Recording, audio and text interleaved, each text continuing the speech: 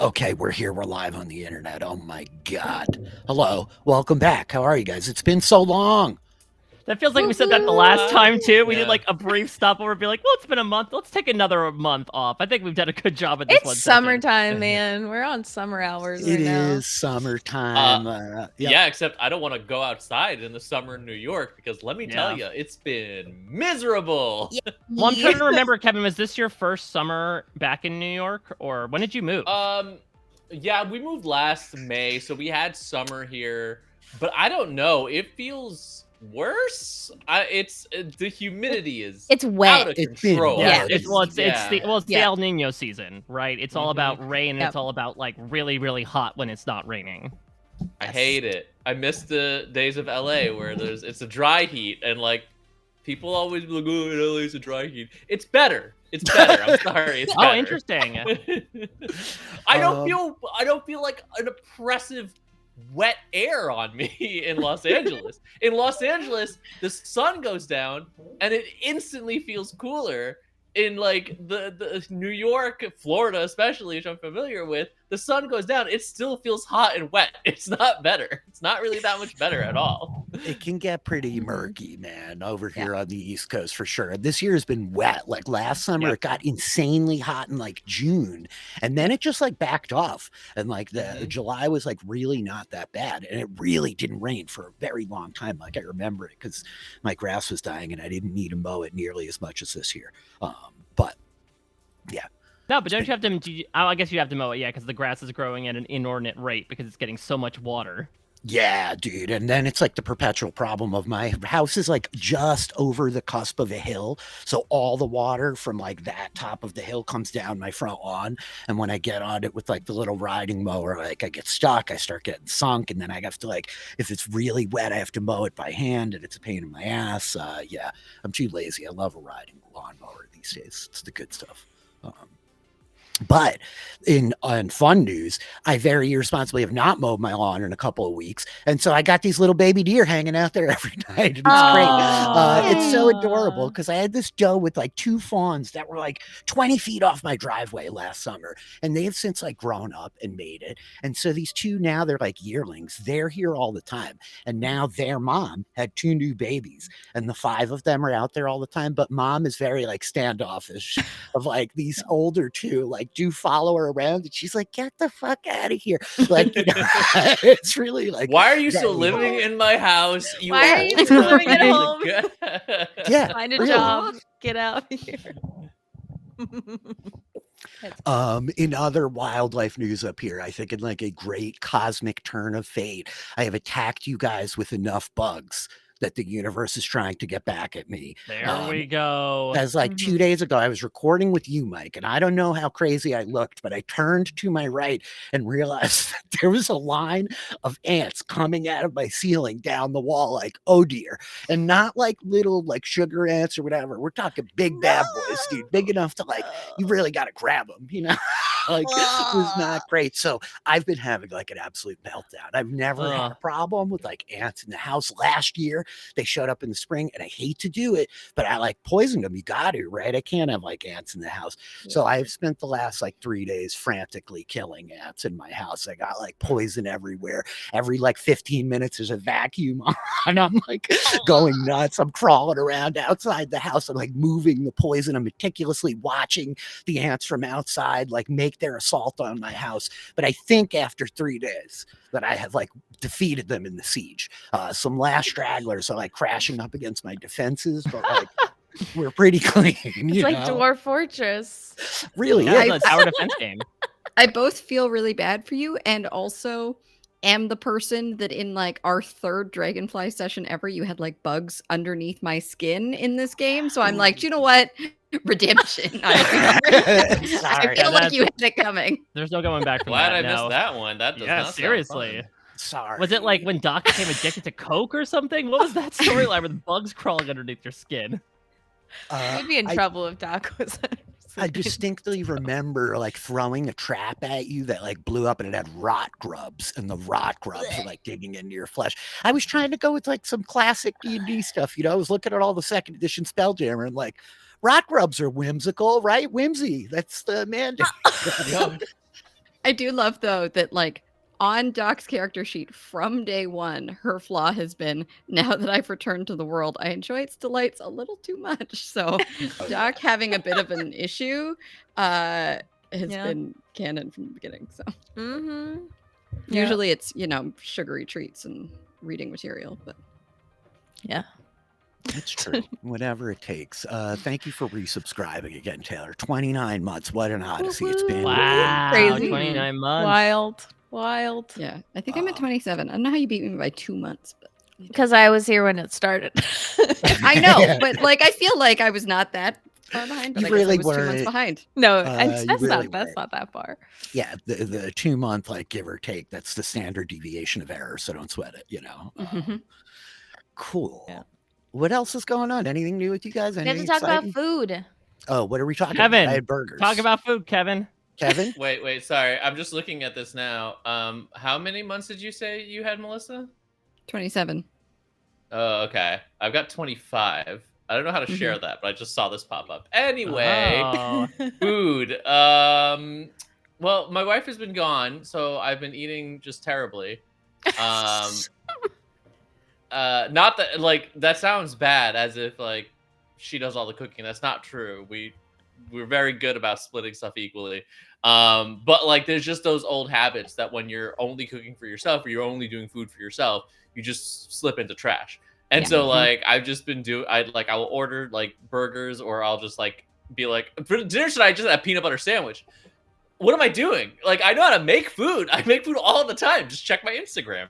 But I was just I don't know, peanut butter tonight, I guess. And yeah, the tuna sandwiches for lunch. Just not doing great, I guess, on the food front right now.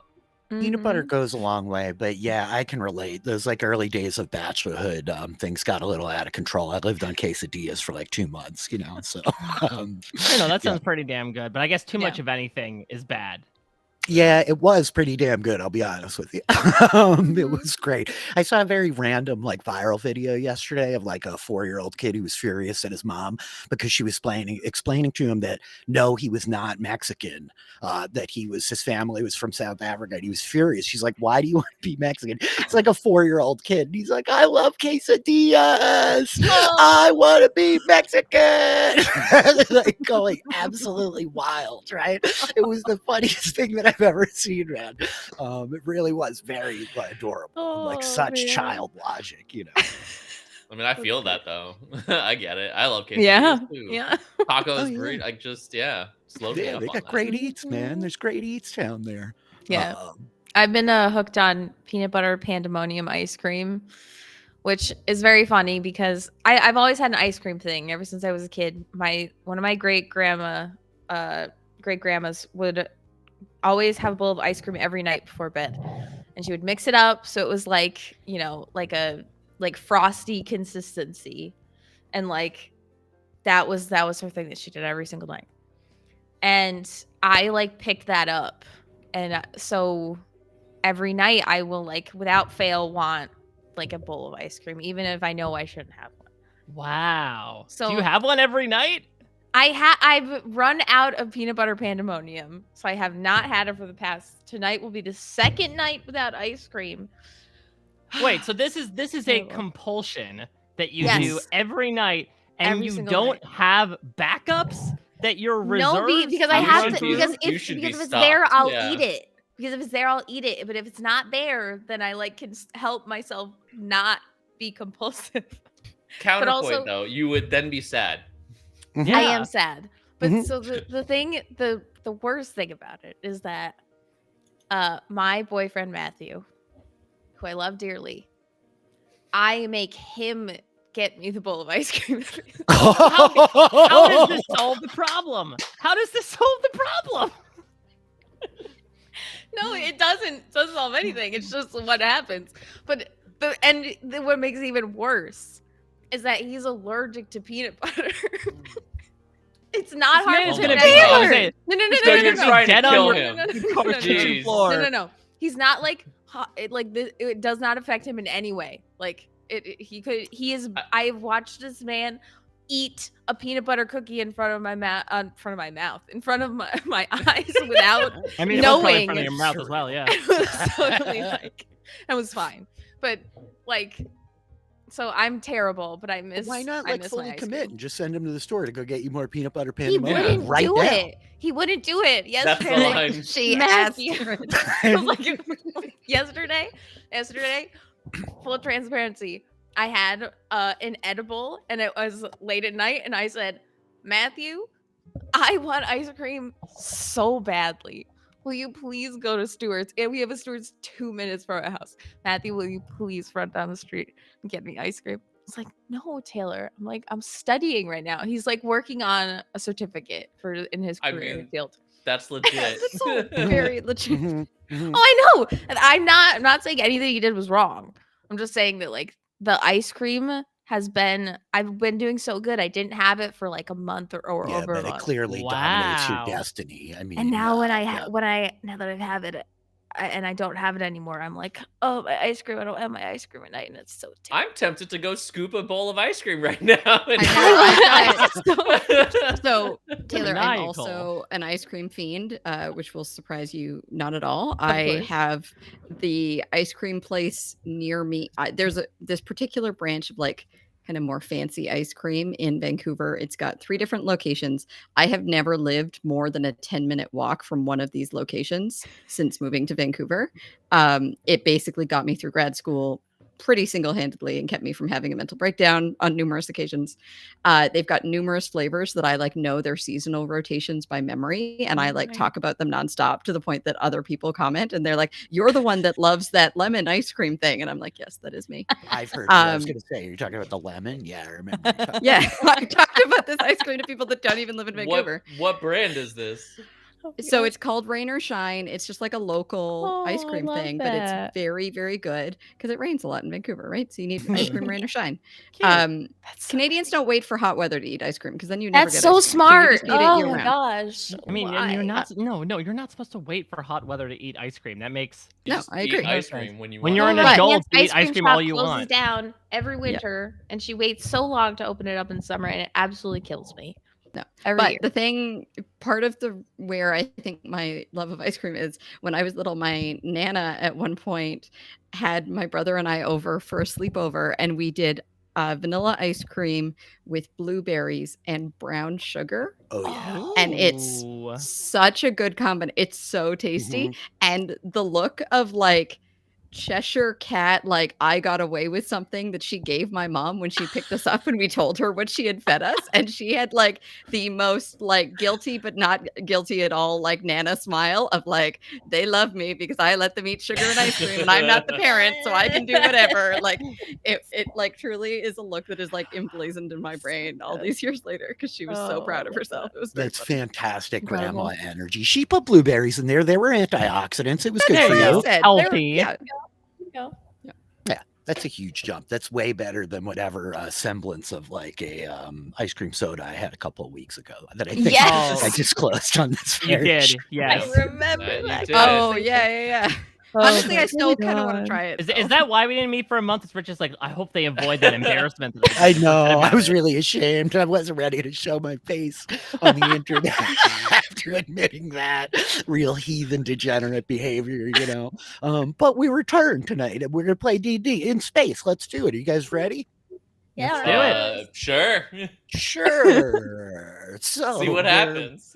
Last we left our heroes, the group of you, after returning to Homeworld, ended up in a desperate chase across the stars, pursuing a ship called the Bluebell, inhabited by doppelgangers, seemingly having kidnapped Lux's parents. Upon making landfall at Eston's Rest, you met one of the local druids in the central city of this world, Greenwind, and made your way to the doppelgangers' headquarters, where a deadly battle broke out. Lux assassinated Zivox and learned the truth that he was in fact her biological father, her parentage. Thus, the group of you managed to like rest, recuperate, try to unpack some of the chaotic events that had just unfolded. A.D.A.M making a deep connection with the mind witness, Dawn, who serves as a kind of telepathic hub for the doppelganger community. They themselves an offshoot of the twisting thread, seeking someplace, some world out there in the cosmos where they can pursue a life other than that of a mercenary, which is what most of the Doppelganger Nation serves as. With that, the group of you were informed that the leader, Zevox, used to meet frequently with a being in the forest called Meldrus, his friend, his ally, source of important wisdom. Lux's mom, Faye, encouraged the group of you to come here and consult with him about whatever it was that Zevox was seeking answers for when he came to Homeworld and met with Doc. So the group of you went down to Old Ben's folding boat where he slept inside. You picked the old dozing kobold up and brought him back to the Doppelganger's fortress, leaving him to nap because he is very old and was very tired. Lux, consumed by exhaustion because she was forced to remain awake for many days straight, sleeps in a restful, healing slumber. And the lot of you, along with Reginald, loaded up onto the boat and began to make your way up a river known as the Roughs Flow. Its waters colored this deep, dark red, much like its namesake, clearly rust flowing through the water of the river. You were beset upon by a mad goblin with a long blowgun who managed to get the very fish to attack you. A strange crocodile fell from the air, giant water sliders, and despite your best efforts to reason with the mad goblin named Acker, you laid him low as he demanded that you get the F off of his river. So with the goblin dead, you loaded back up onto your boat and made your way further upstream, where the four of you, Nira, Doc, A.D.A.M, and Reginald, the river opens up into a kind of large pond, a small stone dwelling in front of you. I think immediately, Doc, you recognize that like the work of the roof, the shingles, the stonework, it's very reminiscent of a cottage on Homeworld that your uncle used to live in. The very cottage that the group of you recently fought a moth nearby, I believe. No, those are different locations, sorry. Nonetheless. I was going to say, wait, what? That was his cottage? No. Those are different locations, sorry. Too many cottages. It's a cottage industry, you know. And so I think that as the camera like opens up, we get the sight of the small boat as it comes into like this large pond. The cottage like built, extending out onto a small island in the center of the pond itself. Off to your left-hand side, the hilt of a sword that looks to be perhaps longer than the Dragonfly itself, which is a 100-foot long vessel, and heaving up out of the water on the far side of the cottage, a massive, towering form, similar to A.D.A.M's own construction of a mechanical iron being that seems to like lay inert with vines tangling up over it, twisting around it, moss growing on pieces of it, and rust capturing some of the metal up out of the water as its body sits in the pond as though it were a bath. But I think that before we focus in on the events here, the camera fades to black, opening back up on the small fortress in the center of another island at a much, much larger lake, where we see the forms of doppelgangers moving about on the battlements and the parapets. And I think the camera moving past them focuses in on one slumbering changeling that is Lux. Lux, you've slept for like, the better part of like 8 hours. You have a full rest. Your levels of exhaustion are completed. And I think that as you feel yourself emerging from this slumber, while the exhaustion is gone, there is this aching pain almost in your joints, your bones kind of like dull throbbing. You feel this kind of like ache of pain kind of like resonating through your body for a moment, as though something is like wrong, something is missing from you, like some part of you is being like almost like pulled and stretched, like your joints themselves are like stretched and strained. And I think that sitting in front of you, like thumbing through a sheaf of papers in front of him, is Old Ben the kobold, swaddled in his purple robes, his red scales reflecting the sunlight. Hey, Ben. Good morning. I think he like looks over to you like, are you all right? I don't feel as tired, but I don't know. Everything kind of hurts. Well, that's not really very good. I don't think that they abandoned us, but I was on the boat, and then I woke up, and everybody's gone. I asked her mom, and she said that they rowed upstream. Oh. Yeah, that makes sense. That's what we were gonna do, but I guess I fell asleep. No, it's good. I think that you needed it. You've been awake for a long time. I mean, about that, I know that we had a little bit of an argument on the ship the other day, and I just wanted to apologize. There's nothing for you to apologize for, but I'm sorry. I've been so, I don't know.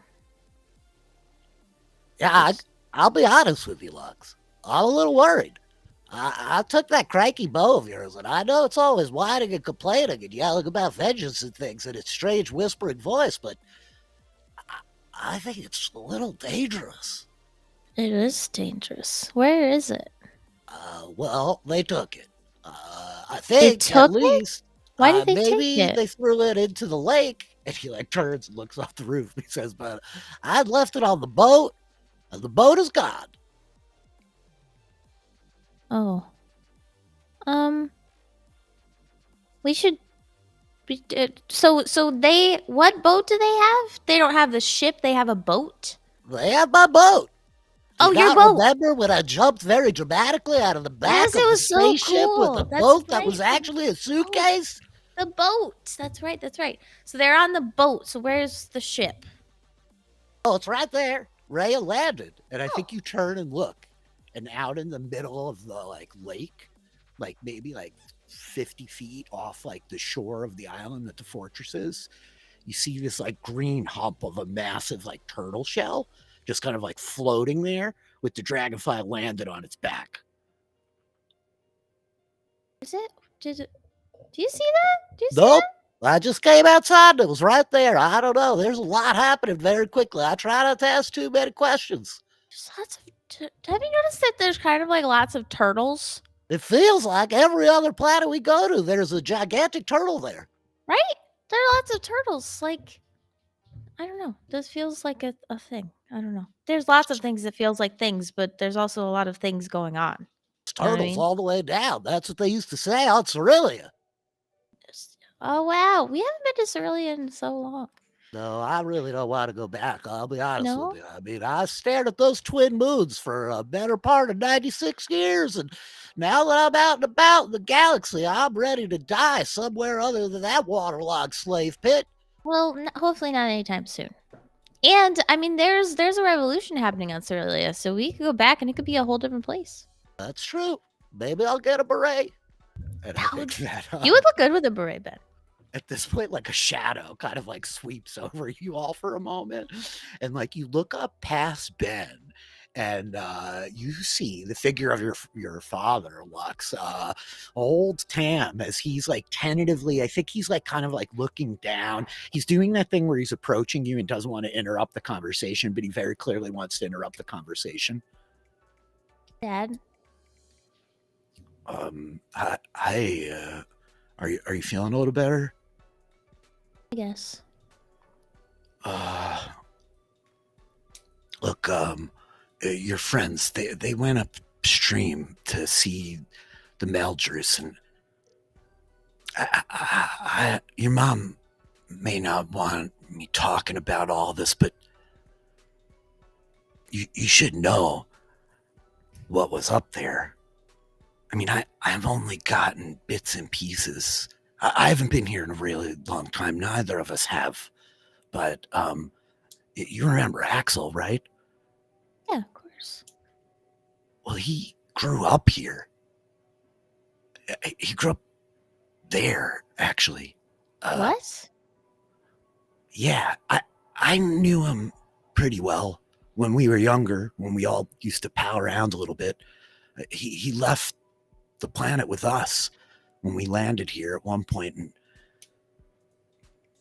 I don't know. I asked her if she told Doc, Doc was really mad. Yeah. Really mad. And I'm not sure if she is trying to hide something or if My she just didn't mom think it. is trying to hide something. That would be a change. Right. Well, that's why I just wanted you to know. Look, I've never been there and I don't know, but I heard Axel talk about him. He said that, well, he grew up there and I've heard him talk about the Meldrews. Yeah, when he was young. I think it's a person. It sounded like it was. It doesn't really seem clear as to what it is. Lux, could you do me a favor? Make a Constitution saving throw. Oh God. Okay. 16. 16. You feel all of a sudden this wave of pain roll through you for a minute. And I think that there's this flash of light in front of you. And then it goes dark. Your vision goes black for a minute. And you see these red eyes and these tiny little fangs against the darkness. The face of Kadras just in this void of darkness. And I think that you hear it and then you hear another voice behind it of please, please. And you recognize the voice of Zegox echoing in this void of darkness as Kadras's red eyes narrow and elongate. The jagged teeth turn into a smile you have given me my first true meal in so long. I'm getting stronger again. But your friends have separated us. I know you feel it. If they take me too far, it will break you.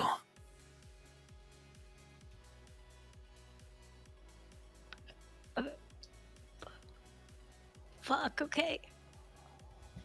Am I just this is just my consciousness, right? I'm just fully blacked out. It happens in an instant, right? Yeah, great. And you don't faint. You don't actually take any damage. You don't fall unconscious, right? You don't have to pick yourself up off the floor. But there's a minute where you're blinking and it's fading away from in front of you, as you see Ben and Tam, and they're looking at each other. And I think Tam is dropped down to one knee in front of you, and he puts his hands on your shoulders are you okay? No. We should so the Maldrews, Axel, is there anything else you need to tell me? Because we should go. I wanted you to know that. Look, I don't really know what's happening, but I feel like your mom might want to stay.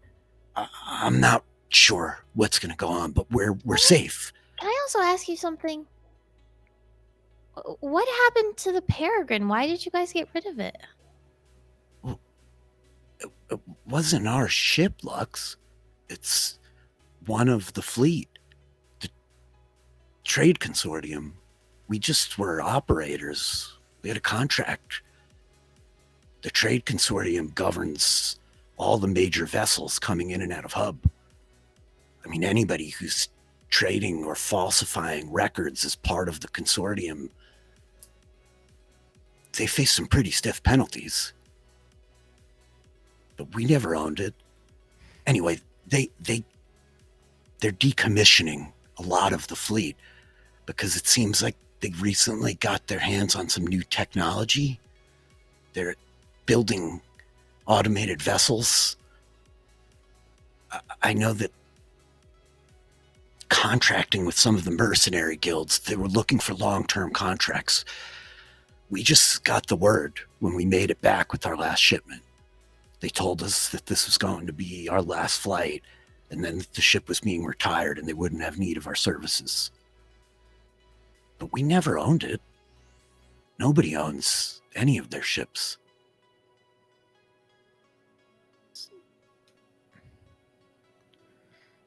Okay. Yeah, is there anything else you wanted to tell me?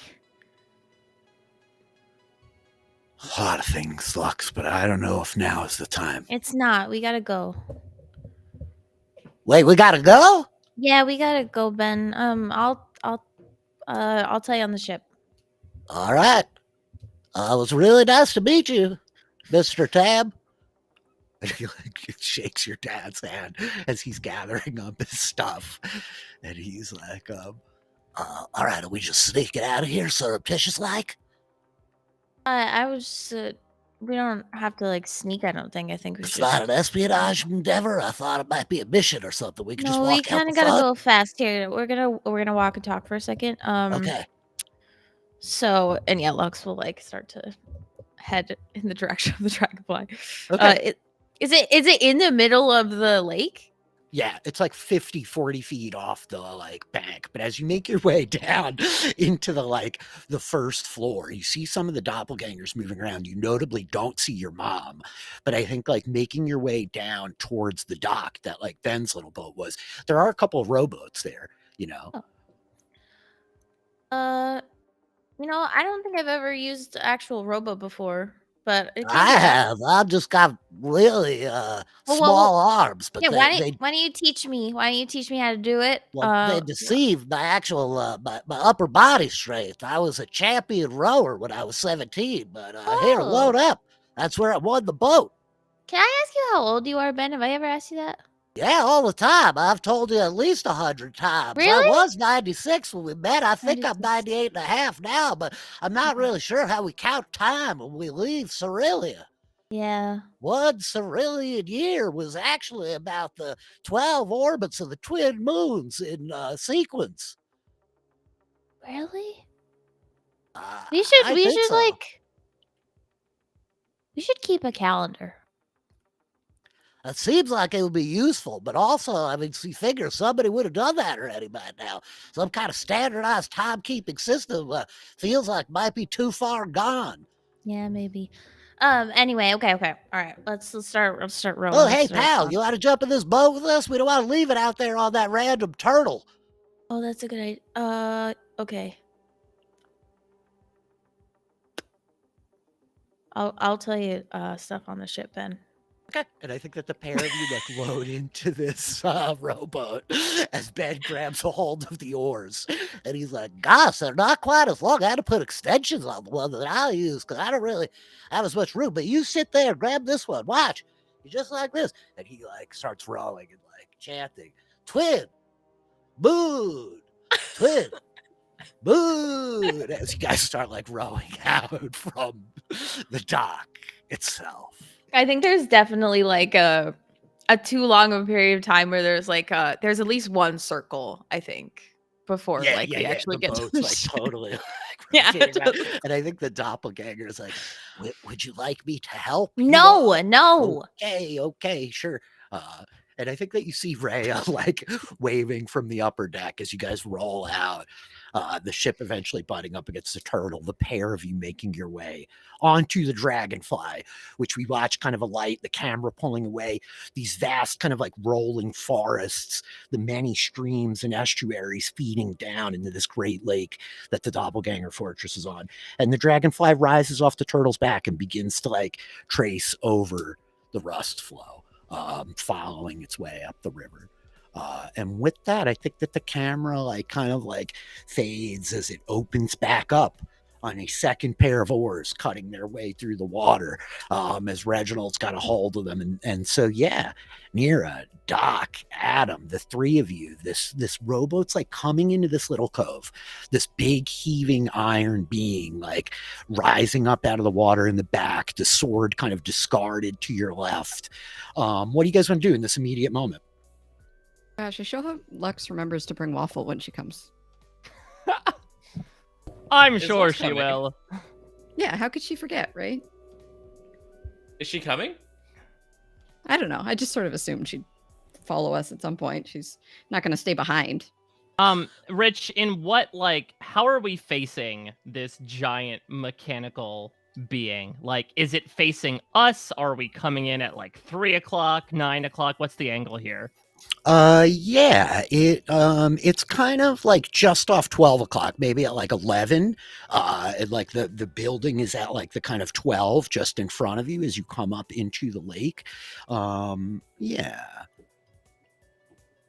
And it rises up like higher than the actual roof of the building a bit. You can see like a bit of it from around the edge. And then the building, I keep calling it a building. It's two separate buildings with the small like stone bridge that's kind of connecting them. One of them like on the islands, the other one built like right on the coast. Yeah, so I think Adam is mystified, to say the least, to see essentially a giant version of something relatively resembling him or his siblings sticking out of the earth in this environment that is very, very far away from his home. So I think haphazardly he is just going to bellow, "Hello, my name is Adam. Are you my brother?"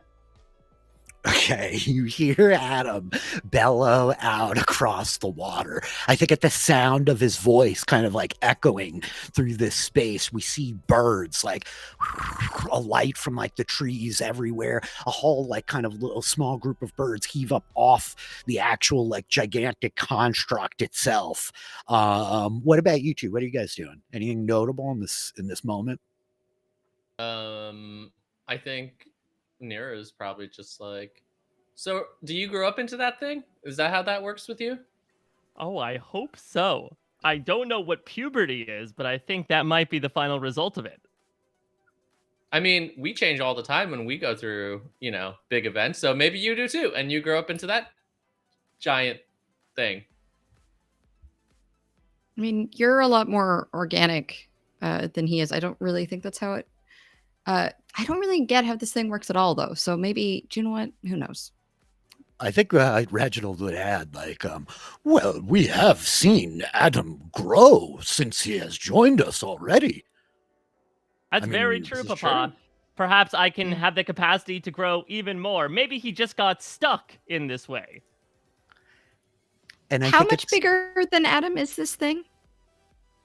It's like 100 and something feet tall, probably. You know what I mean? Like profoundly. It is thousands of times the size of Adam. And I think it's at this moment, as I have consulted with all of your passive perceptions, of which Dox is quite high. But you hear bubbles all around you as all of a sudden the water begins churning around the sides of the boat.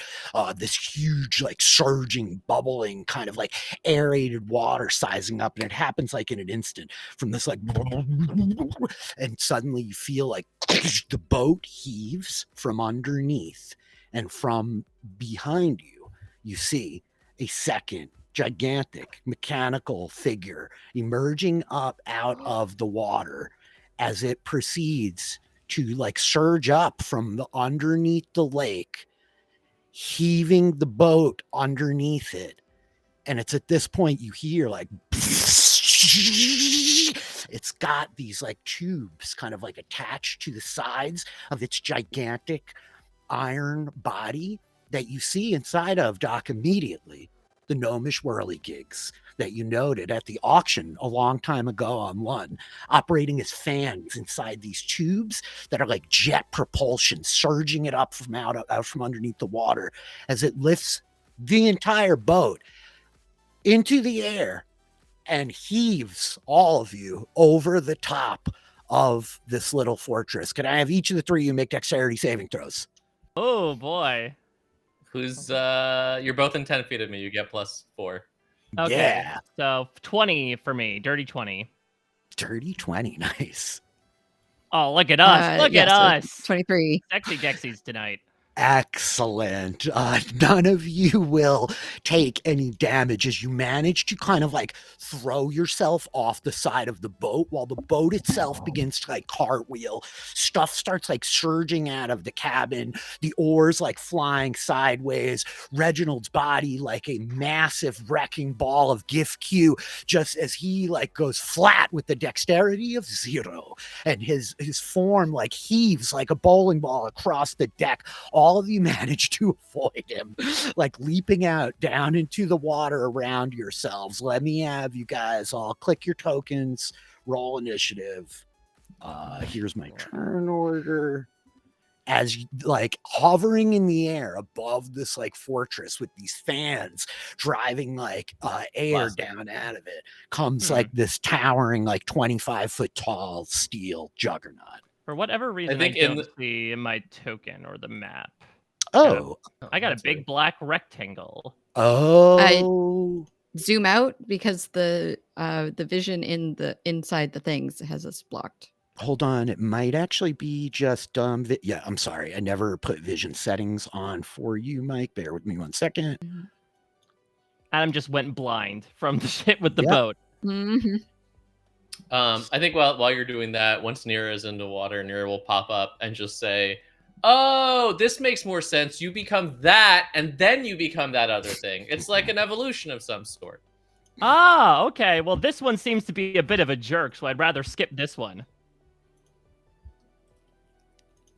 Okay. Hey, don't be such a jerk. And I think as you yell, how about now, Mike? Yep, I got it. I rolled a 13 was me. Awesome. I will add you in. As you never fails that I have the lowest initiative. In PvPs, in regular games, I always roll low on initiative. I guess it gives you a lot of time to think about what you need to do. I mean, I'm a paladin. I'm gonna hit stuff and smite it. It's very easy for me. Okie doke. Nice. I love that he beat you after that proclamation. I really love it. Never fails. Like hovering up above the building, the other three of you get like hurled out of the boat as you crash down into the water. And now you really get a good look at like this big heaving kind of iron giant, as it were, laying in the water next to you. You could see like a bridge has been built over to his side. It almost appears though, like as you're looking, like he fell backwards through the bridge, but there's all these vines growing up around his head and like moss kind of growing on him, as it were. With that, like the boat crashes into like the edge of the lake over here near the giant's kind of right arm. All three of you splash into the water, kind of equidistant from one another, taking no damage. And with that, Adam, you're up on 13. What would you like to do as you're like treading water at the top of the lake here? Adam's gonna yell at the creature that just hurled him, and he will say, "Hail and well met, brother. We come seeking Meldrus. I know we haven't been formally introduced, but I am like you, and these are my friends." And I think that it replies, "Defend, defend, defend," as like he's like lowering down towards the water, and you see it then reach behind its back, like as it draws out this like huge kind of 20-foot long giant steel sword, like as it's like now kind of like hovering just above the water. Oh my god. Okay, well, that's not fun. Or it is for you, Rich. Okay, so let's... Yeah. Why not? So bonus action, let's get biggin. Again, let's start that growing process that will get him into this state, that hopefully with less of a cantankerous personality. And so let's see how much this thing can shape up to be. He will run forward to his distant relative, and he will strike down at it.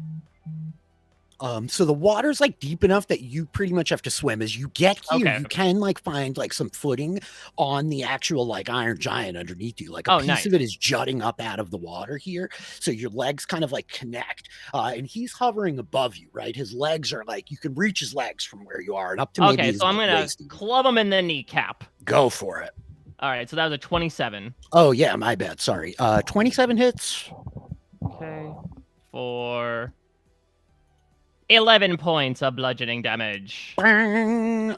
This should actually be that. And then, okay. Got it. That's first attack. Second attack. Yeah, I'm going to swing for the other kneecap. No, that's a 12. bang! The second one, he like kicks back at you, and you like almost stumble back onto the actual giant in the water behind you. That's your bonus action movement. That's your turn. Yeah, I'm just gonna kind of stay put right below him and look upskirt, see if there's anything on the. And I mean, do I see anything like inside of him in the way that Doc was kind of noticing the mechanisms? As you're looking up from underneath, you can see that like he's covered in rust, right? He's all iron, and he's got these like attachments kind of on the sides of his arms with these like fans almost inside tubes that are like spinning, and it seems like they're kind of slowing down a little bit. He's also got the blade. Other than that, he's like this singular, not singular, but like this big steel humanoid, right? The eyes are like gleaming with like this dim kind of orange light, as it were. There's nothing really else notable about him or on him. Okay, great. And with that, Doc, you're up. Okay. Can I get a dex saving throw, Rich? I sure could, yeah. What am I making dex saving throw for? Well, to fail something.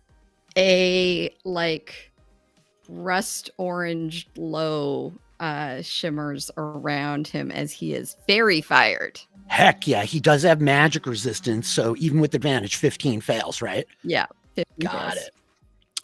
This like rusty orange glow glimmering around him as we see the fairy fire illuminating him. I think as it does, the like light like casts down, kind of like radiating into the water a little bit. And you can see these like fish surging away in every direction, and the like size of like the giant metal construct kind of extending down into the water. Yeah. Can I move what I just did on the map, even though Sure. we're kind of like in water? Okay. Yeah, you like swim frantically. So like where this giant is, there's like enough underneath it that you can like kick your feet off it. You can get your full move speed. Awesome. Oh, actually, I don't want to do that. That feels like nope. I am going to do that. I run 30 feet up. That's my turn. Okay, so that was your action, fairy fire. Use your movement, like swimming, surging, jumping off of like the rock thing or the giant, as it were. I think that with that, the golem's like hovering in the air above you, and it's going to like maneuver itself around here as it's like coming down. Like the feet like hit this piece of the metal that's rising up out of the water, so it can get some footing as it's going to drive down towards you, and it's going to try to attack. It punches down for you, Doc, and then it's going to slash the sword out towards you, Adam. Holy crap. So 32 hits you, Doc. Yeah, that hits. For 19 bludgeoning damage. Adam, Yeah. this is not going to be as much as it looks like, but 24 hits you? Yeah, 24 hits. Yeah. I'm just looking at that modifier, and I'm like, I'm not going to runic shield it this time. Okay, you got it. That's going to be 19 points of damage as well. No crit. Okay. Sounds good. That's Fairy fire's its still up. 2 attacks. Fairy fire is still up. You made your concentration check. Thank you. That was its turn. Nira, you're up on 6. Okay. 30 feet. No flanking bonuses because it's too dang big. Yep. It's advantage. You have advantage because of fairy fire. That's why I did it. Yeah. Oh, cool. Then yeah, Nira's gonna swim over to it. That's a legend. Yes, that's very helpful. It's like, I am playing with a paladin and a fighter. Give them advantage. Yeah. I'll give up my turn. It's fine. Yes. So yeah, Nira swims over, pulls out their sword, and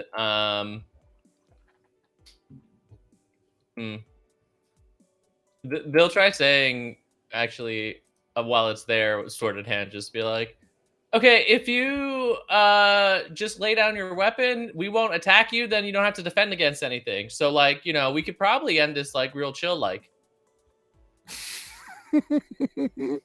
Yeah, it's just like repeating over and over and over. Defend, defend, defend, defend. Cool. Yeah, I'll take a swing then to start off.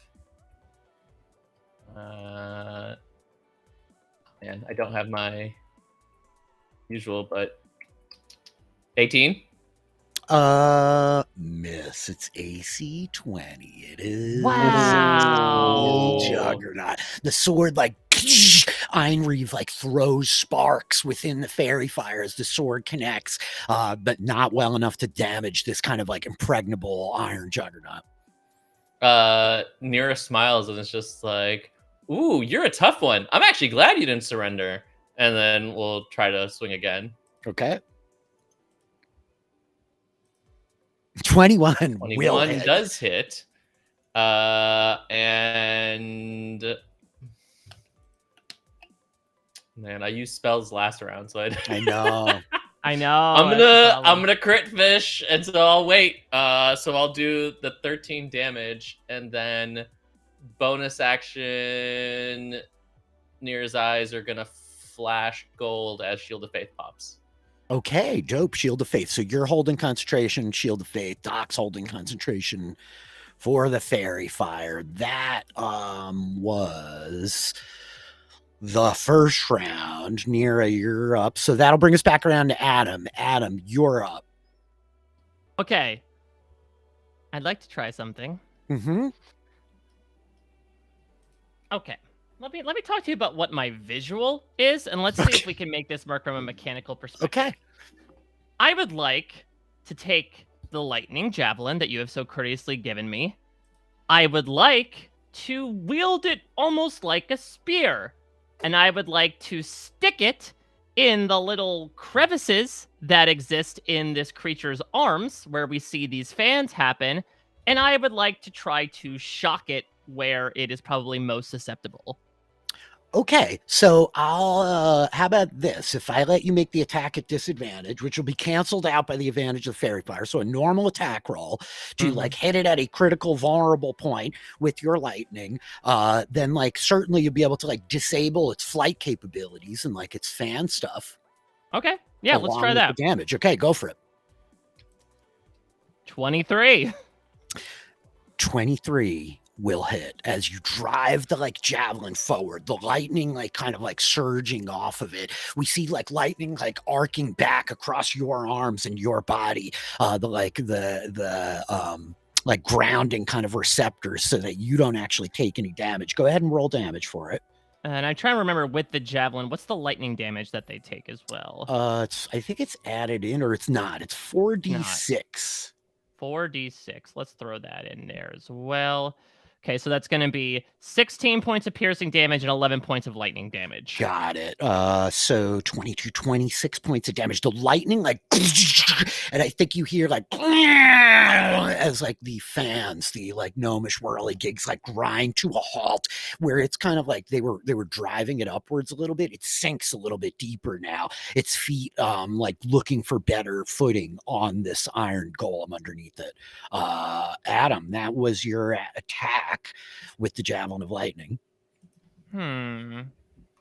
Question, Rich. Yes. When the lightning hits it, does it look like it does anything specific or extra to it? Or does it just look like regular old lightning damage? It looks like it takes the damage fully, right? Where like the arcs like coming back on Adam are not like actually damaging him. You see it like spaz out for a second, its body like kind of vibrating with the current flowing through it. And he manages to like disable its like flight lifters, its air boosts from the fans. But it's not vulnerable. Wondering if that got it. You got where I was going. Yeah, bonus action. Anything else there, Adam? Yeah, bonus action. I will Adam's eye. He will touch the side of his head. His eye will glow mossy green as he calls upon his newly found hill rune, giving him resistance to bludgeoning, piercing, and slashing damage. Considering what that thing just did, I think he would very much like it. So he will make himself more formidable after grounding his brother in arms. Okay. After grounding his arms. Excellent. With that, Doc, you're up on 11. Yeah. Sorry, can you repeat for me, what did the lightning javelin insertion do to the creature? So he's got these fans that he was using to fly, basically, right? And A.D.A.M managed to like do standard damage to him, but he disabled like the flight. You see all like you hear the fans that are spinning in these like extra tubes that he's got kind of grind to a halt and like stop, right? The airflow coming out of them, and it just kind of stabilizes him into the ground. He's not going to be able to fly for a minute. Okay. Okay. I think I'm just gonna hit him twice. I'm Okay. baiting a. You get advantage. Yes. Think 23. Yeah, hits. The battle axe comes loose. The first swing, like bang, the magically enhanced axe blade, like carving into the steel leg. Second attack. Yeah. Clicked it. There And we he go. will hit. 20 It's just what you need. for 13. Doc, like with the intelligent strikes, driving at like the knee and like the wrist joints, you manage to like land these two like hammer and cleaves with the enhanced axe, carving into the metal. It's looking a bit damaged. Yeah. Okay. I'm going to cast Branding Smite as my. Wait, hold on. Is it concentration? Yeah, It's that. concentration. Yeah, Never mind. it I is. take it All back. the I take it smite. back. No problem. All the Yep. smites. Yep. Yep. That's my turn. Okay, you got it. With that, it goes. I think that it's going. And it surrenders. Yeah, exactly. Says, oh, wait a minute. You didn't say you could not make me fly. Defend. Wait, please, no. I think I changed my mind. I want to be a baker. No, that's the Githyanki that you left in the Yeah. city.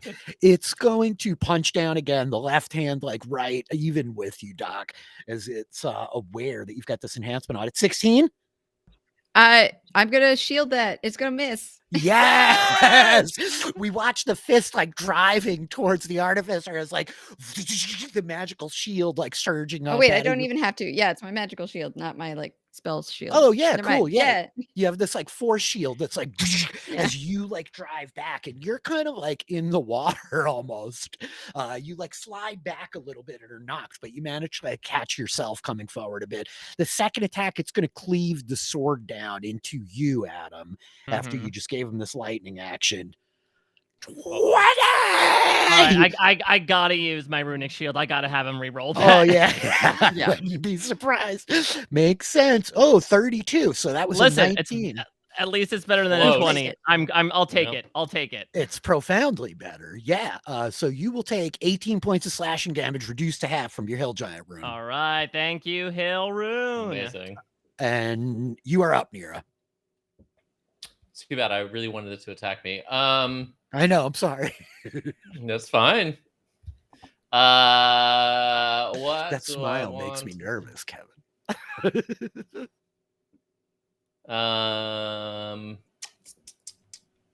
Yeah, I got concentration on I got natted. Yeah, all right. I'll just swing away twice for now. Get out of here, Nat. Jesus. All right. Oh, terrible. Brutal. Even with 14's going to advantage. miss. Yeah. 21 won't, or 25, I guess, won't. Lance hits, yeah. For Yeah. another 11 points of damage as you cleave into it, the enhanced dragon sword, like rending the metal from behind as you've got your footing, like your legs like in the water still. That's your action. Bonus action. Anything else? No bonus action. Still got Shield of Faith up, so that's it. Just extra attack on me for me. Okay, you got it. I think it's at this point that you guys like dimly hear Reginald from like the other side of the buildings of like, where is everybody? This like splashing sound amidst everything. And I think that it's from here that we will cut back. I think the camera pulls like way back away from the group as the three of you are like surrounding this thing. Lux, you're like sitting in the cockpit, Reya like in the one seat as you're in the other, old Ben behind behind you. Chwinga is like standing on the dashboard with his face like pressed against the glass of the window, looking down as you see this lake with the little cottage. And I think from the distance, suddenly you see like the cartwheeling form of Ben's folding boat flying through the air, followed by like this 30-foot tall, 25-foot tall iron juggernaut that's like sailing after them. You can't really make out details, but as you're now like closing in, I think Reya's like kind of looks at you and is like, oh no, that doesn't seem good. I guess, yeah, you? Yeah. We should get in there. That was your boat, Ben. Wasn't that your boat? What do you mean my boat? And I think that Ben like turns around, like not really like paying that much attention as he was like messing with one of the panels and looks over like, my boat, you son of a bitch. Wait, did you say that they had Kadras in the boat? Well, they did. Oh shit. By the twin moons of Cerelia, I will have my revenge if that boat is broken. All right, let's not no, careful with the revenge stuff. Okay, we've I think, have we learned any lessons? Because I certainly have learned something. Not me. He turned, raising out of a Level cockpit. With like his dock and hands crossbow in his hands. I think at this point, Lux, the group of you, as you're like battling down here, you see this like shadow pass over you, and a quick glance to the sky reveals the familiar silhouette of the dragonfly as it comes surging over the battlefield. Lux, you can go ahead and like click your initiative here.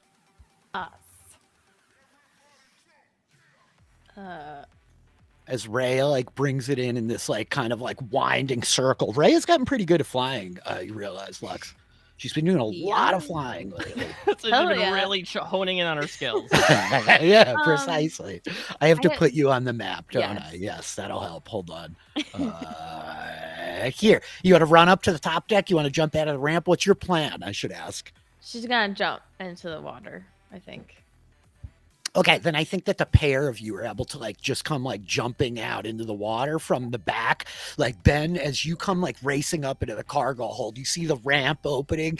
Ben standing at the back with the wind like pulling at his robes, and he's like, I'd feel a lot better about jumping if I had the boat. And I think he just like jumps out in front of you, like vanishing out of sight as you follow. Yeah, you rolled your initiative with that. Top of the round. Adam, you're up again. Highest initiative is 13. So has this metalloid noticed anything about the dragonfly or the person that dropped into the water nearby them? Or... Yes. I think notably, like as the dragonfly, like it comes like zooming in over the top of the building, and it pitches down, and you watch it like bank hard as Reya like pulls it around almost in a 180. The water now, like the wings of the hovering dragonfly, like sending ripples across all the water amidst all the cacophony of you guys battling, but it like looks straight up like defend, intruders amassing, defend. It just like is repeating the sequence, but it now seems to have like grown more concerned as additional combatants are entering the fray. So what does... Hi, Lux. Hey guys! I don't know if she's no longer possessed, but I hope so if that's her form of swimming. So what's the like condition of the enemy right now? Are they like looking a little bent out of shape? A little bit. I mean, they're like dinged up. You've like done some like surface level damage at the very least to it, right? But it's certainly not like, it doesn't look like it's collapsing or anything like that yet, right? And you said that there's like tubes that are like connecting a lot of these joints, a lot of these parts of the body. It's almost like if you imagine if like it has an extra tube like on the addition of its arm, right? There's its arm here, and then it's got like these secondary tubes with the fans mounted like inside of them, right?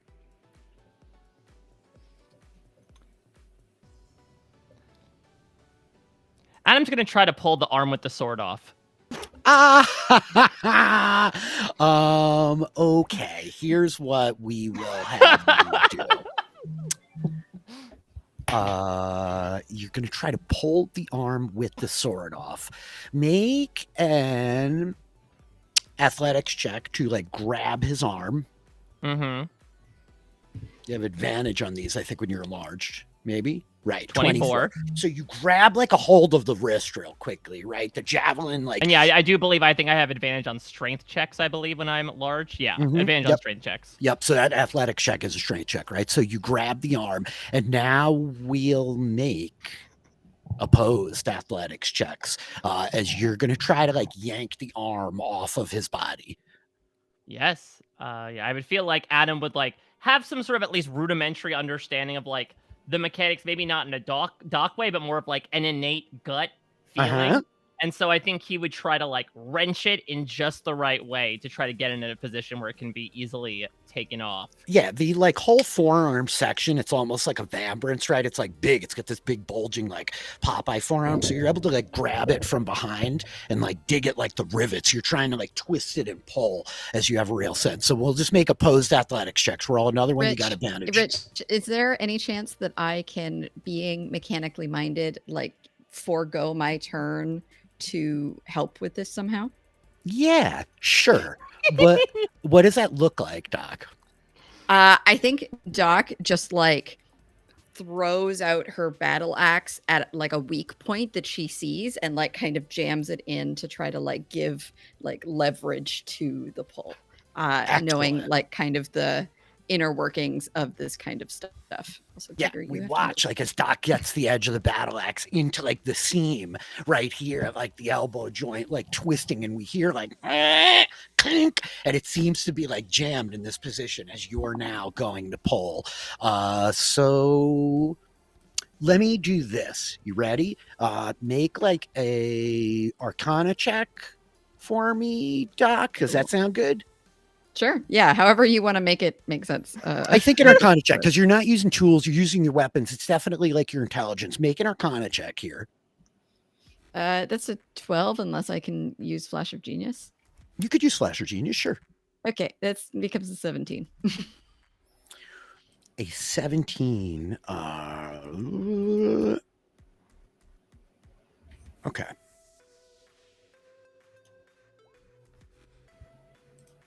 $14. It will roll with disadvantage against you, rolling at advantage as you're going to try to rip its arm off. Mike, let's do this. All right, famous last words. Here we go. Yep. 18. 20. Come on. Brutal. 20. Brutal. I'll give you guys this. You ready?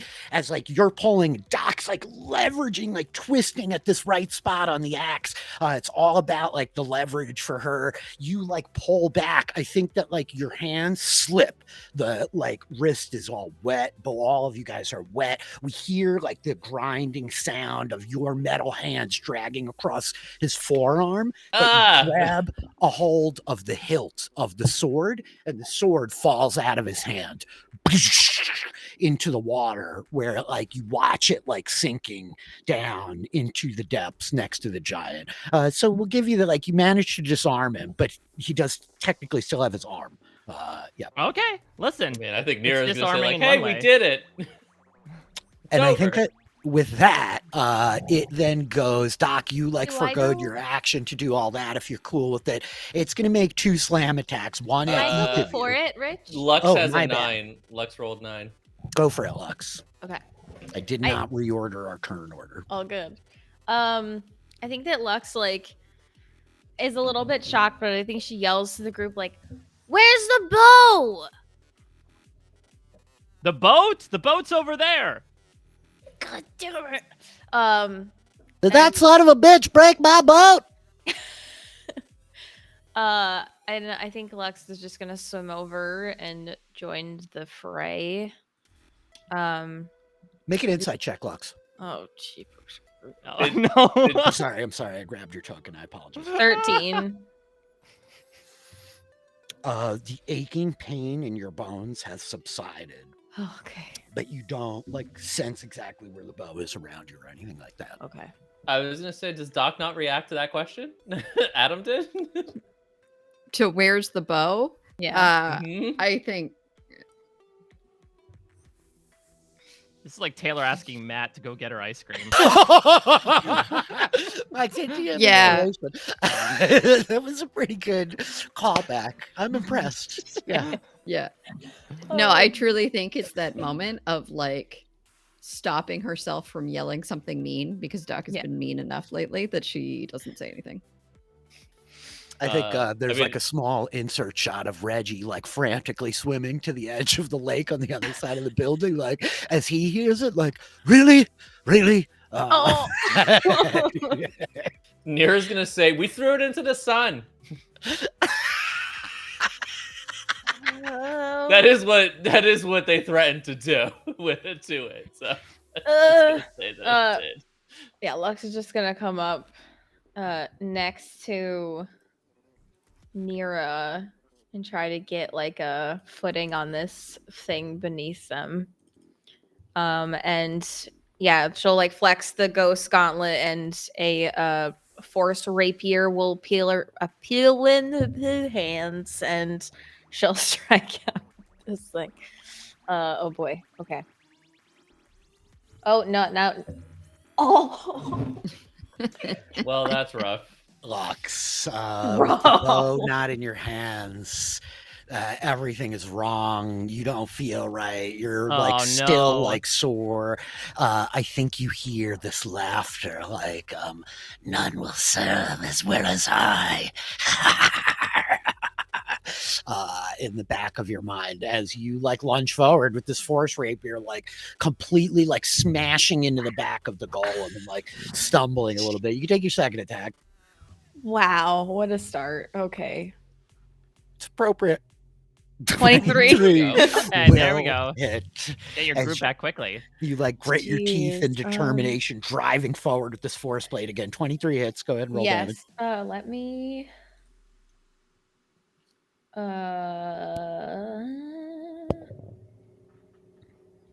I haven't played Lux in so long. I have to do Planar Warrior before I attack, right? That's the thing. I think so. Yeah, I think you have to mark Right. the target as a bonus action with your Planar Warrior. Yep. Yeah. Choose one creature. Yeah. That next time I hit them. Okay. So never mind. Oh, but that's the max damage. 13 points of force damage. Oh yeah. Who's max damage? There we go. And I think bonus action. All of my stuff is for my bow. Oh my god. Ranger without a bow. Yeah, that's it. I think Lux is just kind of like looking more rested, but and I do think she's in like her like changeling form. Like I don't think she's in any particular form. I think like when she crashed to rest, she just like reverted. But yeah, I think she's like kind of frantically looking around while trying to like slash at the giant. Okay, fair enough. I think that with that, the golem will go. And I think, yeah, it's going to take these two slam attacks again. One for Doc, one for Adam, as the pair of you are trying to rip his arms off of his body. 24. Does that hit you, Doc? Yep, just Sorry. that's okay. Oh my gosh, that's 22 points of bludgeoning damage. Your concentration's DC 11. We're fine. You're good. We're fine. You're fine. You're Okay. very fine. Adam, 22 points of Oh. bludgeoning damage as well, reduced to 11. Yep. We're good to go. That was his turn. Nira, you're up. Yeah, I'm gonna keep trying to clonk at it as best as I can here. Oof, not well though. Gosh, the dice. I'm Yeah, these, like, Both misses. I hate these metal creatures, Swordmaster. They do not sever as nicely as scales. Just makes it more challenging and makes it more fun that way. Not Adam though. We don't hate Adam. No, we like that one. Next time, you iron fiend. The sword is like now yelling at the golem. Nira, that was your turn. Bonus action, anything else? Nope. Okay. Old Ben will go as he's out here. Doc, do you look pretty hurt? Yeah, not great. I should have asked that question. I thought that you were I didn't think you were doing badly. Okay. Well, stay standing for another turn. I please. mean, I have, you know, I'm what some would call bloodied. Also, can I pause quick because Melissa did bring up a great point. Waffle was like with me, right? Yes, And they were yes, sleeping. So yes. Lux would absolutely bring Waffle with them. Okay. Yeah, okay. of course, Good. Waffle is fine. 100%. So Waffle is here for sure. Okay. Yeah, Lux- Lux Lux I is was son of a gonna, bitch I was father, gonna fuck him. ask after this was over if Waffle comes like flying up, having been like flying behind the dragonfly, being like the whole time, like Lux, Just, yeah. he's like, oh my god. I imagine Lux was like hugging Waffle like since she woke up and like just didn't notice, and then like was like, oh my god, I'm so sorry. I'm just imagining if you didn't bring Waffle, it's like the ending of Homeward Bound, where the two of you, Stop Ben, it. and you Stop show up. you dare, and just Kevin like- Mahadeo, No. shut up right now. You It's just just invoked you Homeward two. Bound. What happened? No, And then Yeah. Waffle comes in over the ridge. No. Okay. I missed the part when old Ben was stung by a porcupine. We're not allowed to talk about the ending of Homeward Bound right now. No, We're not allowed to talk about Homeward Bound at all. Exactly, Homeward yeah. Bound live stream coming to twitch.tv/DM Philly sometime soon now. Nope. Because Nope. let's all Really, cry Rich? together. What? No way. With that, I think that Ben is going to not give you inspiration, but rather he like yells from over here as he's swimming. He's like, you got this, Doc. Don't give up. And he's going to give you a little bit of a healing word. So you'll get back Aw, 9 thanks, hit Ben. points. Whoa, that's a Very dope good. ass healing Nice. word. Yeah, that's Wait, a very 9 strong or healing 7? word. 9. That should be +2. Whoa. Okay. Wise. And for his He's action, old and wise. he's gonna like come swimming over here. He's pretty good in the water, but he's very glad to not be on Cerelia, the water world anymore.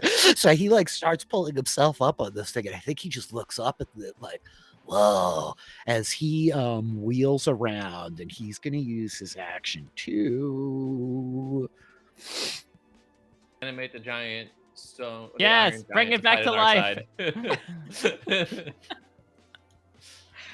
he casts a spell on himself, is what he's doing, and that's gonna bring us to A.D.A.M. Okay. How tall is this thing? The juggernaut in front of you is Yeah, about the 30 golem. feet, like 30. 25 to 30 feet. Yep. 30 feet. I love every time it comes to Mike's turn because I just never know what's gonna happen. Yeah. It's the name of the Perfect game. mood for the- I just had a moment. I don't know how many times I'm gonna like forget Philly rules, but like I Yeah? gotta cast Branding Smite first round, but I didn't because I'd cast Fairy Fire and can't cast 2 spells in 1 round. Oh yeah, fair. No, you definitely can. The concentration thing will still Yep. get you, but yeah, cast everything, Yeah, Melissa. Yeah. Oh yeah, the fairy, okay, yeah. Both being concentration still would have been a problem. Okay, never Yeah, mind. I and- feel better yeah. now. Remind me about the boots that Doc has so lovingly gifted Nira and myself. Oh gosh, I remember nothing. They are jumping boots. dragon boots. 1 second here. The Drakeskin boots, you get +5 move speed. You have advantage on any ability checks to jump, and you can cast jump as a bonus action 3 times per day. The jump spell triples your jumping distance, which is based on your strength score. Y'all are a I very feel- jumpy have we- crew. Yeah, I know I used it before. I don't know if you did last time, Matt. Mike. I did I should have not. keeping track. And Okay. I think I'm gonna use it this time. Yeah. I think as a bonus action, Adam will. You'll see almost like go gadget stilts. Adam just suddenly rises into the air, and he will come down as if a giant eclipse has overtaken the sun from the perspective of this golem. Battlehammer in hand, Yeah. as he will then bang down upon this thing. You got Just- it. have you seen any anime ever? That. Yeah. Yeah. You like leap into the air, the legs like extending as they compress back in, this like glimmer around the green dragon scale boots shining at your feet as like you bring the weapon around and you come like hammering down right towards this guy's head. Go for it. That's a 20. With the Warhammer, you smash down with the two-handed grip. 20 hits. For 18 points of bludgeoning damage. Got it. Second attack. Yeah, let's do it. Let's try it again. 27. Yep, hits. Bang! Bang! Ignore the giant smite on this one. So another 15. Got it. Wow, yeah, I think I did perfect rolls on both those. Wow. You slam into this thing's head. The first hit, like knocking it sideways, the whole like body winces with it a little bit. The second one, like denting the side of his head in, right? The like red light glowing out of his eyes, like narrowed a little bit. Are you trying to stay up here, Adam, or are you like kind of vaulting off this guy's body on your way down? I want to stay. Make an athletics check at advantage. Like wrap your legs around his head as you're like sitting on his shoulders, kind of behind him with the hammer, right? 16. There you go. Your legs like wrapping around in front of his face as you're just like wailing around with this hammer. Yeah, and you just hear the muffled sound of like the audio kind of like echoing off Adam's body, like intruders, defend. I don't think I can call you my brother anymore, or else this would be incredibly inappropriate. Doc, you are up on 11. In the planet Alabambia. Can I swing twice without hitting Adam? Yeah, other parts of the body. Yeah, dude's 30 feet tall. Adam's way up on the shoulders. You're good. Great. Oh my god. 29 Hits. for 7. Wait, is that? Hold Oh, on. yeah, that's correct. My great weapon fighting thing isn't working. Hold on. Let me re-roll that D10. Oh, you took great weapon fighting? I did. What a badass Doc is. So, actually, what? So that's 10 Got it. slashing damage instead. And 25. I also get to re-roll that too. Yeah, hell yeah. Reroll. That's much better. So that's 15 slashing damage for the second one. Okay, it officially looks hurt as Doc like starts laying into like now like the like hip area. You're like swinging high, like hammering away onto its left side. Adam with the legs wrapped around its face. That's your action, Doc. Bonus action. Anything else? Bonus action. Doc whistles and Waffle comes flying over. Yes, And here he is. they like high five briefly, except it's like a tail hand situation. Mhm. I'm imagining then- Blue's Clues right now also. I don't get that reference. Oh, And Waffle is gonna make an attack, and Doc's like, "Missed you, buddy." And yeah, just opening his sheet. I didn't have it open. Here we go. Wow, Waffle with the big 21. He does 12 points of force damage as his tail like slaps your hand and then like whips around with this powerful like crushing blow up against this guy's shoulder. It's like looking pretty like banged up at this point, like parts of it like dented badly, metal like rent and torn open completely. That's Doc's turn. That brings us to Lux. Okay. One would assume that a bow would float. One would assume that. If it was a witch. If Lux like does a scan, There are does small she rocks. see Kadras anywhere floating on the surface of the water? Make a not perception from check. where. I was gonna say though, where I stored it in the underground of the ship would probably have kept it pretty secure. Perception. No, that's persuasion. Oh, Freddy! As you like scan around, like quickly looking for it on the surface of the water, and like the water is remarkably clear. It's getting a little murkier as the group of you are all like churning it up and swinging it around. You do not see it. You are like pretty confident that like it's nowhere obviously in the lake. Okay. I think with Like, like You see the oars, you see like one of Reggie's shoes floats past you, I think. Like you see like a couple of like random bits of like detritus that were on the open ship, like floating on the lake, but you very notably don't see the boat. Okay. I think that there's like a kind of almost a look of relief. She can hopefully like thinks that the bow is secured and in a place tucked away, but yeah, In the sun. All right, in the sun, comfortably in the sun. And yeah, she'll strike out 2 more times with I almost said with Kadras, with the Force Rapier.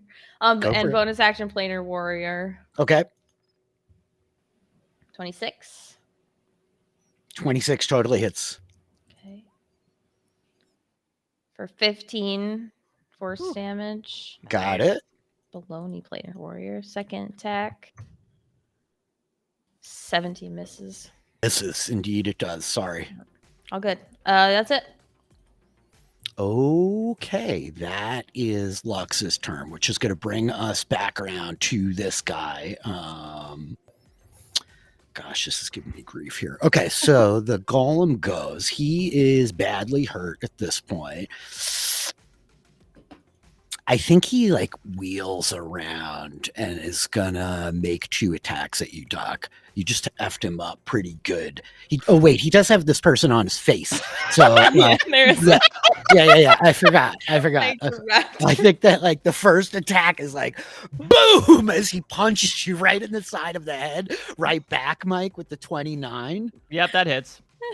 For 24 points of bludgeoning damage, reduced to 12. Yeah, I love this knockdown, drag out brawl. And then he swings the second. It's Rock'em Sock'em Robots. It really is. It is. Yeah, but like odd sexually tinged Rock'em Sock'em Robots. You know, the best type of Rock'em Sock'em Robots. Would you like Listen, Archive of My Own is down. I'm taking what I can get. Oh God, the 15 I presume misses. It does, yeah. He swings for you, and you manage to like bong bong bong. You're like punching him back in the side of the head, and it just kind of knocks his equilibrium off enough that like it's a glancing blow, doing no damage to you. That's his turn. Nira, you're up on 6. Mira's gonna swim over to Doc. Okay. Splashy, splashy, splashy, splashy. Just be like, "Hey Doc, how's it going? You don't look so great." Not great, but been better. Well, perk Been up. worse. Both. Nira's True. gonna Not great, but pat you on the shoulder and send you screw it, let's say 30 hit points back. Wow! Lay on hands. Paladin shit, man. Yeah. That's action, but I think not necessarily a bonus action, but Nira's also gonna start, we'll say out like shout. Okay, well, this robot is obviously not the one in charge here, so I'd really like to fight the one in charge here, and we're about to destroy this thing, so you might as well show up right now. What? We don't want to fight anyone. Happens. We don't want to fight anyone. No. We can talk them down. We don't want to fight anybody. Look what we did to the robot. And then that'll be end turn if there's no response or nothing happening after that. Okay. That is Nira's turn, which is going to bring us around to Ben, at which point he's like, you hear him yelling from behind you as he's suddenly like, "Oh no, we're under attack!" And you see like something is like flying past Ben as he raises the crossbow and takes a shot at it, like, and you see this thing like dart around it. It's small. It looks almost like the size of a bird as it's kind of like fluttering towards you. And I think that the group of you looking up into the air see this tiny kind of figure like zooming towards you guys as you hear this like infinitesimally like small squeaky voice of like, "No, you don't. Please, don't destroy it. It's our protector. The tree See, skinner." This is why we don't do this. This is why you're the captain. Ben's action. Kill that goblin! I'm still mad at you all for killing that goblin. How do you know about You don't know Mackin anything and about the Mackin. You don't goblin. even know. I don't know what he's talking about. You don't know who Tree Skinner is. With that, this little like tiny fairy is like zooming across the lake. Ben takes a shot and misses. Then he's going to throw out Bardic Inspiration to you, Adam. He's going to give you a 1d8. You can add to basically anything you want. As he's like, well, I've never seen that before, Adam, but it looks like a lot of fun. So enjoy yourself up there and bury that thing. And yeah, you've got Bardic Inspiration. That's Ben's turn. That brings us around to you, Adam, top of the round. Adam is enough of a little metal man to make the same mistake twice. I think Adam, feeling more imbued with strength and really having no mind nor perception to take in this little flitting figure telling him to stop, is going to take both of his hands, grab the head, and just yank it up off the body. Go for it. Make an athletics check. You're already holding it. You've got your legs wrapped around, so you like start squeezing with your thighs as you're like pulling with your arms. And let's have you roll. Pose athletics checks. I have a straight one. You have advantage. And I'll add, so that's a 28 total with Bardic Inspiration. Oh, hell yeah. 19. And with that, I think you guys watch as you hear like like this snapping sound of metal, and Adam cartwheels falling backwards off of the shoulders of this thing with his arms wrapped around the face of this juggernaut, his legs like Indian style, like locked at the ankles around it as he plunges backwards into the water. Adam, you have functionally removed the head from this creature as you fall backwards into the water. He is going to take an attack of opportunity at you because I think that you fall out of his threat range. So he tries to like punch you on your way down. The attack's at disadvantage because he can no longer see anything except your crotch. But the wild swinging blow is enough. At 23, if it connects, you can take 11 points of bludgeoning damage. Let's you know what? Let's do Runic Shield just in case. Let's have him roll it again. Okay, you got it. Actually, disadvantage. I gotta take advantage of that. Yeah, I don't blame you. Disadvantage. Nope, wasn't meant to be. I'll take. Yep, 11 points of bludgeoning damage. I'll take that. After rejection. And you did do a pretty significant amount of damage. Like you took 30% of his current hit points off, just for clarity, by ripping his head off. So now it looks like all banged up. You hear this muffled sound from inside Adam, of like inside Adam's crotch, I mean, where the head is, of just like, intruders, descend, as it falls into the water. And now like this headless juggernaut is just swinging around. Doc, you're up on 11.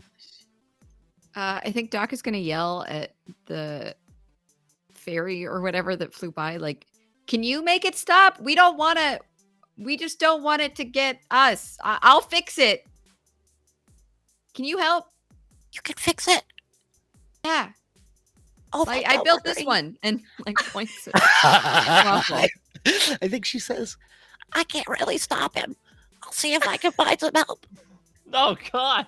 Well, then don't worry about it. It's our security system. Also, I don't know how to stop it. It's like for you. She forgot the code for the. Okay, we are gonna stop it, but I'll fix it. I won't leave you without it. Okay. So what do you want to do? Do I still have a turn after that, or was that? Yeah, sure. Oh, okay. Then I'm gonna swing at it twice. Yeah, go for it. Yeah. How do you say? Since it has no head, do we all have advantage now? Yes, you do. It is blinded, so you don't need to hold the fairy fire. Yep. Yeah. Okay. But then Waffle doesn't get a turn. Is that more fun? Yeah, that's more fun. Okay. Fine. Fairy fire's still up just because. Okay. 28 for 12. 28 again for 10. Both and hit like hammering shots into like the legs and the waist as it's like now like teetering, trying to hold its balance with no vision.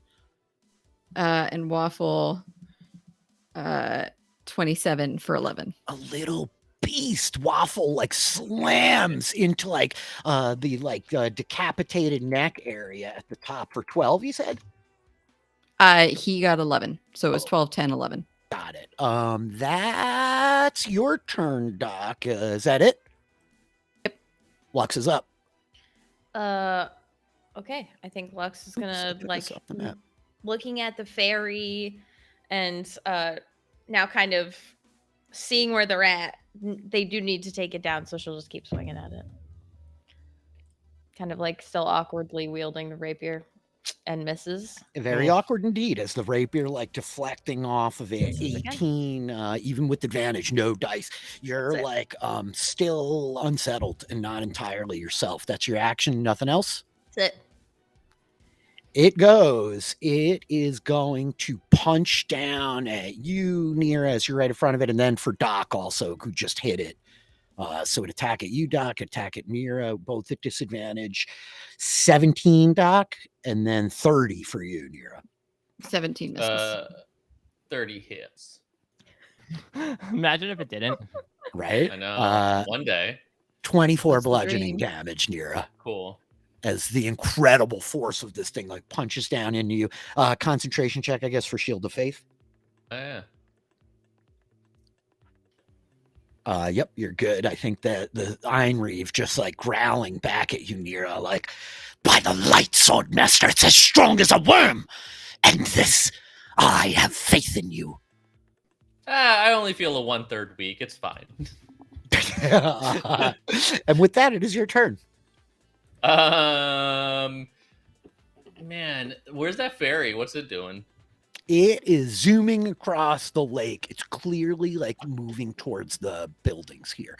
It's like going wide of you guys a little bit, but it looks like it's moving towards the houses. Oh, screw it. Nira's just like, okay, well, if you're not the one in charge here, it's really not as fun to defeat you, so why don't you just go ahead and deactivate as a command word, please? Oh, wow, against the They could have golem? done that the whole time. I was having fun fighting, so now that it's not the one in charge, yeah, so I need a wisdom save, please. Okay, it's got magic resistance, so wisdom save at advantage. 15? Fails. It fails. Mm-hmm. At which point it will be like power down for a moment, just like standing still. Okay, cool. Do we want to like tie it up or something, or it's probably gonna maybe power we should itself just- back up? Maybe we should. Okay. I have a few things to say. Hold on, if it's still Nira's turn, right? You're like, Uh-huh. hey, let's I'll tie just- it up. Is that like the end of your turn? You doing anything else for your bonus action? Anything like that?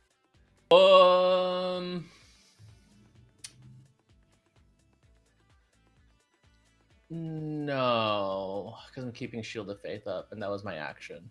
Okay, you got it. And I think that then, like, as soon as your turn ends, it powers down. You start like talking, Lux, but I think all of you hear this booming voice of like, "Don't worry!" As you see, like, the heaving form of Reginald with this ring of jumping comes sailing over the building. Christ. He hits the ground like a massive Giff-Q into the soil, and he spins around with his little decoder wheel and will fire a chromatic orb. I'll fire at this thing. I won't use his high level spell slots. Oh, Reggie. It is still blind, so that's added. And very fired. Very Yeah. Very They're tired. fired, yeah. You guys watch the fiery chromatic orb explode into the body of it, fire scorching up all around it, and it does absolutely no damage, to which Reginald is just like, and then Ben is just like, wait, is it dead? Are there more fairies in this big thing? What are we all doing over here? Should I kill it? No. No. We turned it off at least for another minute. We should probably tie it up or something. I don't know if tying it up is going to do anything. That with that, Ben's turn being over, all of you, the fairy at this point also like zooms over the building, and you lose sight of it as it cuts to the other edge. But as we get to right here at the top of the round, the golem still like powered down from the command word. Suddenly, the door, you guys hear from behind you, the door of the building is like kind of thrown open. Oops. And out from inside of it emerges this figure, not much taller than like Lux or Doc, right in that like kind of 5.5 foot range. Looks much more like A.D.A.M than either of these giant things. Sheathed in like these kind of bluish robes, this metal humanoid with a wooden mask attached to the side of its head. And I think as it steps out, it like wheels towards the headless golem and the thing. And you hear it like, it sounds just like groaning metal sounds. And then it like rotates, and you guys see the wooden mask on the side of its head, just like, by the sake of the broken moon, you fool, cease your hostilities at this very moment.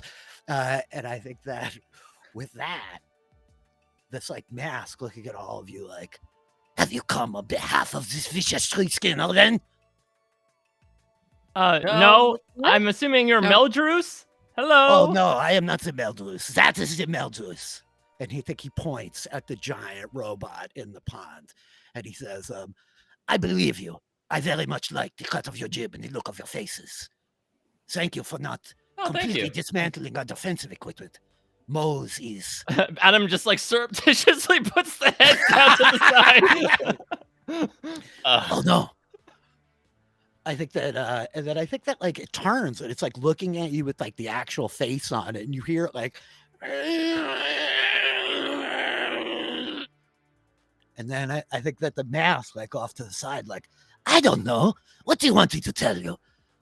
He says that he's aware that you have cut the head off, and he is concerned he may not be able to repair it, but vision is but one of the many senses, and that he is sure that the intimidating factor of having such a creature here will be enough to keep the tree strider at bay while we pursue our enemies. Who are you anyway?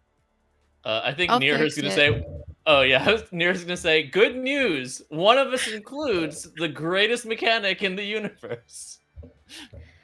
Oh, I have something to say. Oh my god, Doc, your Uncle Axel grew up here in this very spot. Axel? Yes. What do you mean? Speaking of Axel, who are you? What did you do with him?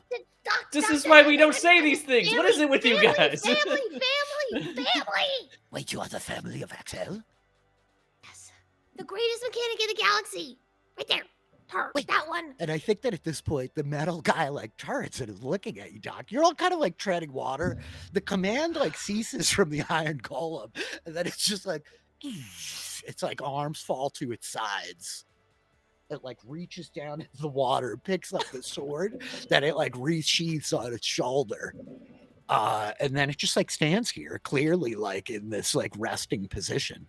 As this guy is like, you are are you happy swimming in the pond? You can come out of the pond. Yes, I told them they can come out of the pond. As you hear then the sound of like, the guy from the labyrinth with like the bird on his head. I love it so much. I'm definitely gonna come out of the water. I don't. Yeah, like I think A.D.A.M would as well. I think Lux just goes. I'll be right there.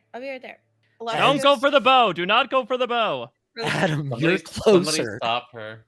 What do you do with the head, A.D.A.M? Like, are you bringing it, or do you just put it down? Yeah, no, I think A.D.A.M would bring. I think A.D.A.M would initially try to like sneak it to the side of his like large metal body so that he wouldn't notice it. But I think with the convictions more and more that we have a mechanically minded bloodline in our presence, I mean, for what it's worth, I think A.D.A.M is awestruck in general seeing Meldrews because he has not seen anyone that looks like him. I mean, he really hasn't traveled much outside of where he lives anyway, but obviously he's lived a lot with metal humanoid creatures, but nothing he could ever imagine would exist in this capacity. So I think he is quite stricken to silence as he is just kind of gawking, slowly processing over to wherever he is. It looks like he's like on a bridge above us, right? Yeah, as you come swimming towards it, there's like a small arched stone bridge that connects these two small buildings, the cottage and like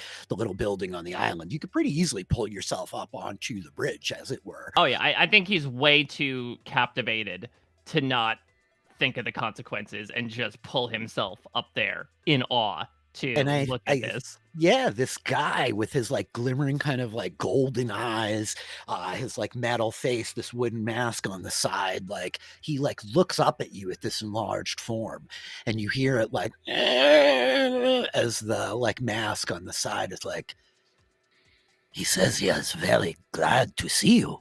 It has been many years since another of your kind has approached this place, and well, he did not know that there were others. I cannot say I was aware of you either. I'll admit, I imagined many things when I heard the name Meldrews, but I did not think certainly someone I might bump into after a sonic shower would be someone I'd find out here in the middle of the woods. We have much to talk about, please, but my compatriots must pull themselves out of this swamp as well as go after their necromantic weapons of mass destruction. Please, don't mind us. Meanwhile, just like everybody else, so like I know Nira, you were gonna come here. As you start swimming towards the bridge after A.D.A.M, you see Lux like swimming away towards the boat. What are you doing, Lux? Can I shout at Lux? And I'm just gonna, I don't know how this is gonna have to be some sort of persuasion roll against her. And say like, hey Lux, you know, this is probably not a good idea to go get that boat right now. So we can definitely, it's secured, it's all set, you're totally safe. You should come onto this boat with us, or onto the land with us. Doc is going to be very upset if you don't, and you really don't want to make Doc upset. I think it's that Pretty like upset. you say Doc is gonna be very upset with you, and I think Lux like stops. And as the camera focuses in on Doc, what are you doing here, Doc? Doc has like 12 different emotions going on, and she's not in tune enough to identify any of them. And so I think that she has just like completely ignored everything other than the problem that she was already dealing with, which was Lux. I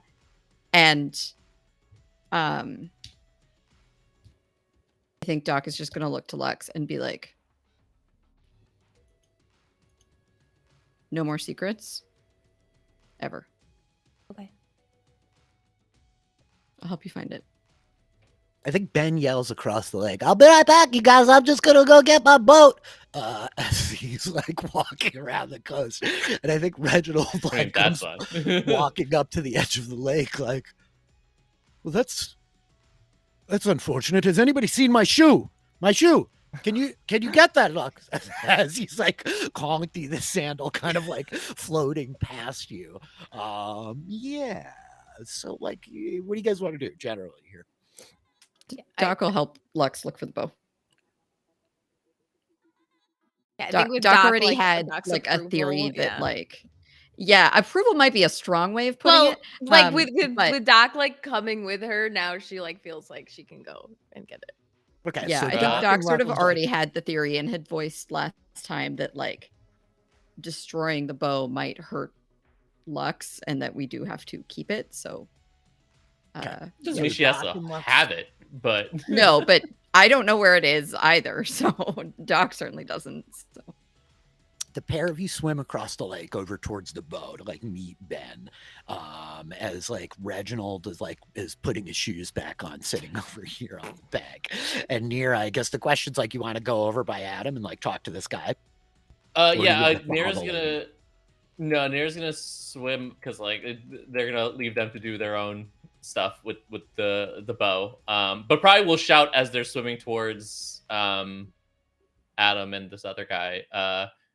Also, FYI, I think we talked about it, but if anything happens to that bow in a negative way, it'll kill her. And then we'll go back on, pull up onto the shore and say to Adam first off, like, okay, also, I'm going to have to talk to you and Reggie about, like, listening and following orders, because this is not the way a crew should be run. This is insane. And then we'll turn over to the new person just to be like, hi, I'm Nira. And I think it's just like, it turns rotating to you and it extends his hands like, and the mask on the side of its head is like, his name is Mose. And he says that he is very heartened to meet you, as he can sense that there is no evil within your hearts. Yeah, just some misguidance sometimes. But I'm There is working on it. a terrible source of evil radiating from that boat over there, though. Yeah, that one's complicated. We're working on it, though, which is why we actually could use Meldrus. Yeah. And so, yeah, I think that he's just like, where have you all come from? Who are you? I have never made your acquaintance before, but this person, Axel, that they speak of, is it true? Is that one truly of his lineage? Yeah, I guess You're so. asking the Usually, wrong two people. yeah, when Lux says something, it's usually true. So, yes, I would imagine that is the case. Axel was a young changeling. He grew up in this house. I knew him from the day he was born until the day he left. It has been many years, but for his relatives to make the pilgrimage here is rather remarkable.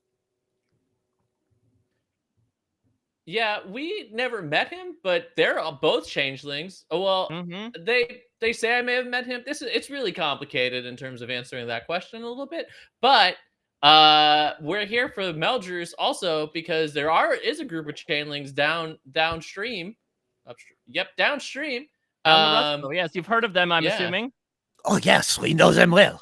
And I think that the figure itself is like, as you're standing close to it now, I think that you, Adam, in particular, while you're not necessarily the most insightful of young robots, you can like see that like the mouth like won't move. His like face is like seemingly completely almost like rusted shut or like damaged, right? And this like groaning metal sounds that you're getting out of him is like his effort to communicate clearly. Like this mask seems to be like translating for him to some degree, to which point like the mask on the side of the head is like, oh yes, we know the changelings well. The Zivox, he was a close friend of Meldrus, but well, in some recent years, the Meldrus has ceased to function. Actually, not years. I'm sorry. Time is difficult for me. I apologize. And I think you hear the figure like, and he's like, yes, that is right.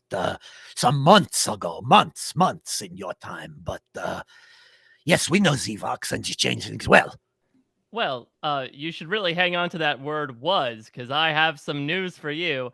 Zivox is dead. And I think that you hear, as like the pixie comes flying back around, like, Zivox is dead.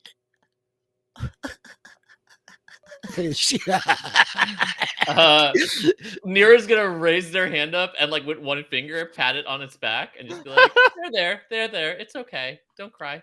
I think that as you like pat her on her little back, she like flutters down, landing on your shoulder almost like very naturally, just like, he was a very nice man. He used to talk with the Meldrus about trying to reopen the way and finding a new home. He wanted to help people. Well, spirits can certainly carry on through his daughter. Hey, if you like family, you're gonna love this whopper. His daughter is right over there looking for that bow that she used to kill him. And I think this little fairy, Nira, like falls into the side of your head. Like she wraps her little arms around your neck and is like, pat. Yeah, remember Adam, that conversation about tact we need to have? We're gonna have that sooner rather than later, I think. Aye, Captain. I think that the camera, like raising up over the building, focuses in on this, like Doc and Lux. The pair of you make it to the bank, and I think Old Ben is like, this boss actually really takes a hell of a beating. I'm kind of surprised about it. I wasn't sure about jumping out of the actual dragonfly with it, but I figured, what the hell? You only live once, right? I mean, it looks like it should still float. So what are you two doing as you like swim up to the bank, Doc and Lux? Yeah, I think Luxor starts kind of very focused, starts looking for the bow on the boat. Are you saying anything, Doc? I yelled at your mom. Good. Never yelled at her before. Wasn't She much to kinda yell at deserved her it. about. Yeah, seems like she's keeping lots of secrets, not just, you know. So when I woke up, I don't feel that tired anymore, but I can't be far away from it. It hurts. And Zvox is in there. My dad is in there. Kadras like has his something, I don't know, but I like fed. I don't know what I was thinking, Doc. I just wanted to be better and not feel so helpless, and it was so stupid. I thought the guy that gave it to me seemed cool, but also I guess was like a ghost on like a really bad moon that like had a bunch of crashed ships all over it and stuff, and like I don't know. Never trust a ghost. I'm sorry, I wasn't there to give you better advice, Lux, but you never trust a ghost. Sorry, Ben. Yeah, I don't mean to bring up. I know that. No, it's no problem. I've really had decades to resolve my trauma. The stuff I can't work through, I live with, so that's fine. Well, you've had maybe like a couple days. Well, actually, more than a couple days. Like we traveled a long way to get here, but you've not had that long to think about what happened. Wait, which thing? With Busha? Oh, I'm really sorry. You put it in his face. Oh, I'm sorry. Shit. I just can't. Oh my god, where's the fuck is this thing? I hear it mumbling from inside the cabin. You hear mumbling? And I think at this point, like, he's standing on the deck of the ship, and there's a small like cabin on the ship. It's not on the actual image here, but he's like standing near the door, and he like places his ear against the door. It's like, vengeance. It sounds like him, yeah. Can you hear it, Doc? Can I? If you guys like, I just like, you're like a little further away from the door, but I think as you, Lux and Doc, like move closer to the door, you do hear like, okay, yes, vengeance. It's only the beginning. How do we make it like shut up? All right, whatever. Do not leave me here. I will rest silently until the next. You'll be quiet if I pick you up? I think Lux is like open to the door and is like looking around. You're gonna be quiet? Yes. We are bound, changeling. You have fed me my first soul. My strength grows again. Do not discard me. Quiet. You said you're gonna be quiet. I'm still on the floor. I think Lux like follows the voice, and, like finds it. It's pretty muffled from underneath this like sack all wrapped up where Nira like packaging it.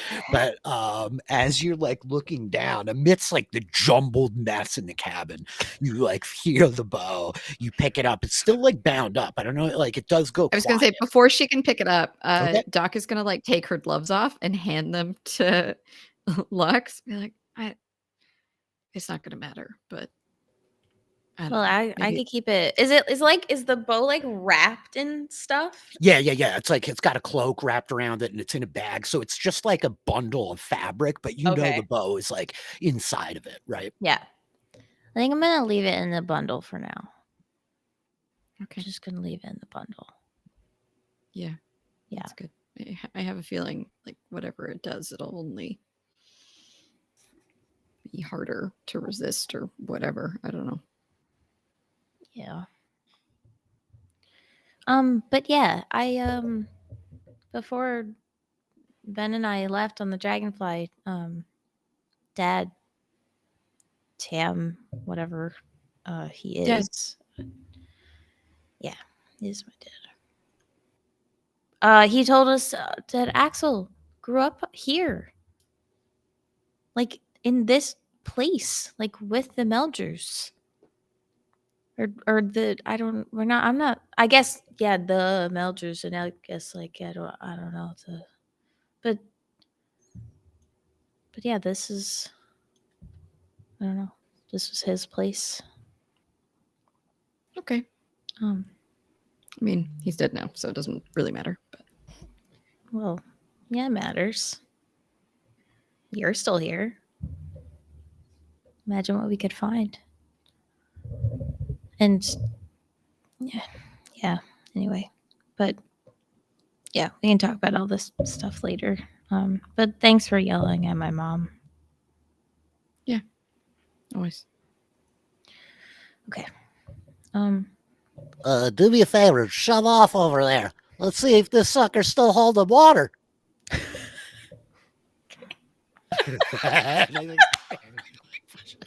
Push the boat off the bank, and it starts making its way. It's like you hear Ben like, by the twin moons of Cerelia, it's leaking. As he like is inside the cabin, the like mumbling, grumbling of him. But the boat like slowly, kind of just from the momentum, he like comes out of the cabin after a minute, and he'll take the oar and kind of like row it to the other side where Reginald is, and it's like, all right, everybody off the boat, off the boat, off the boat.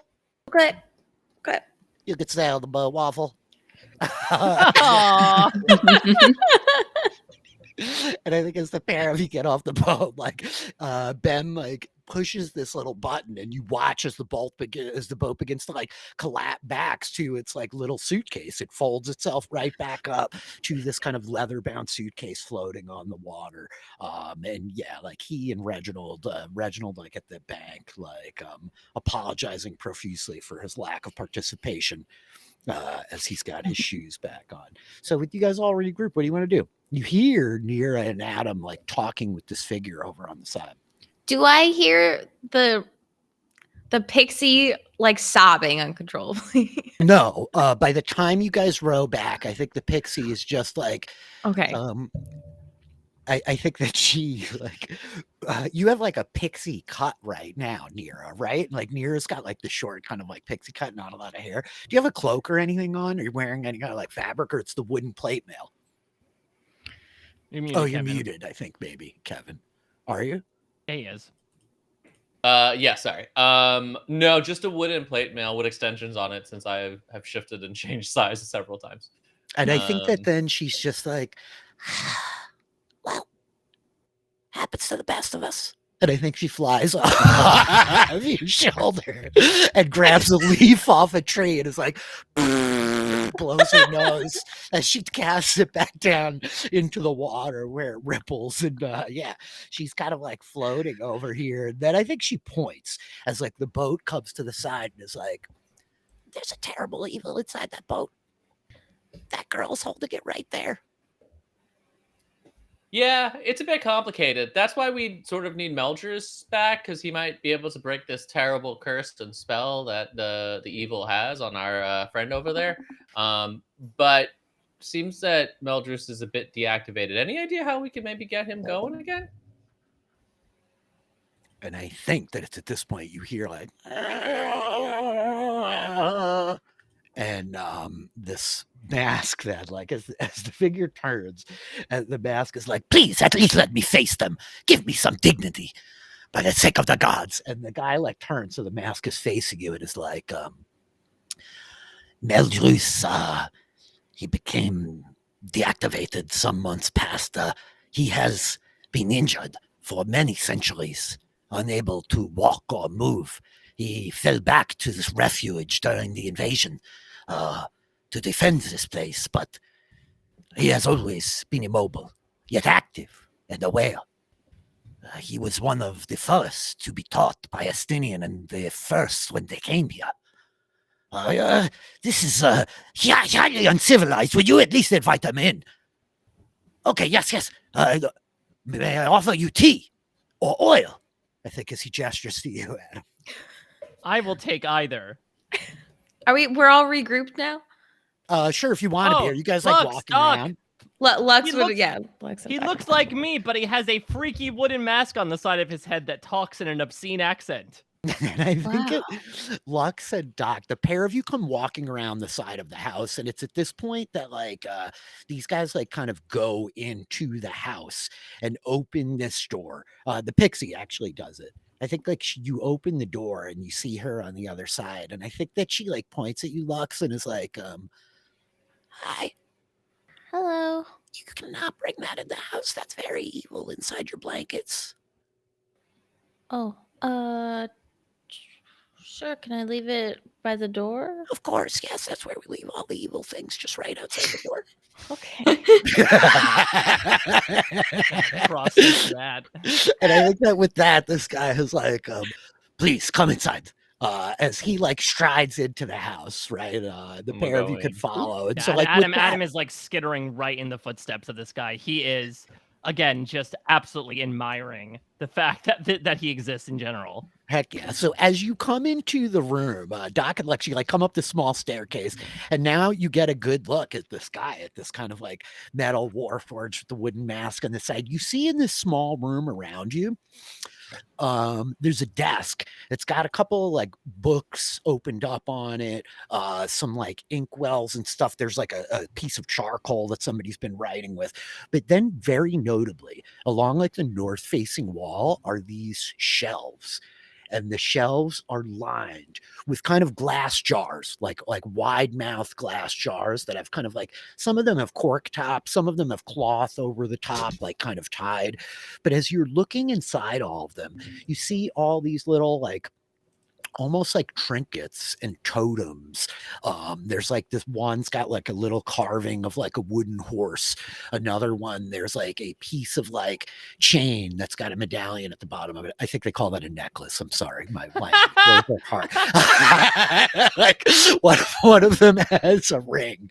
Like there's another one that just has like a piece of paper, looks like a scroll like tied up inside of it. Then there's one that has like a sprig of mistletoe, you actually know, but they're all these like random little things in the jars.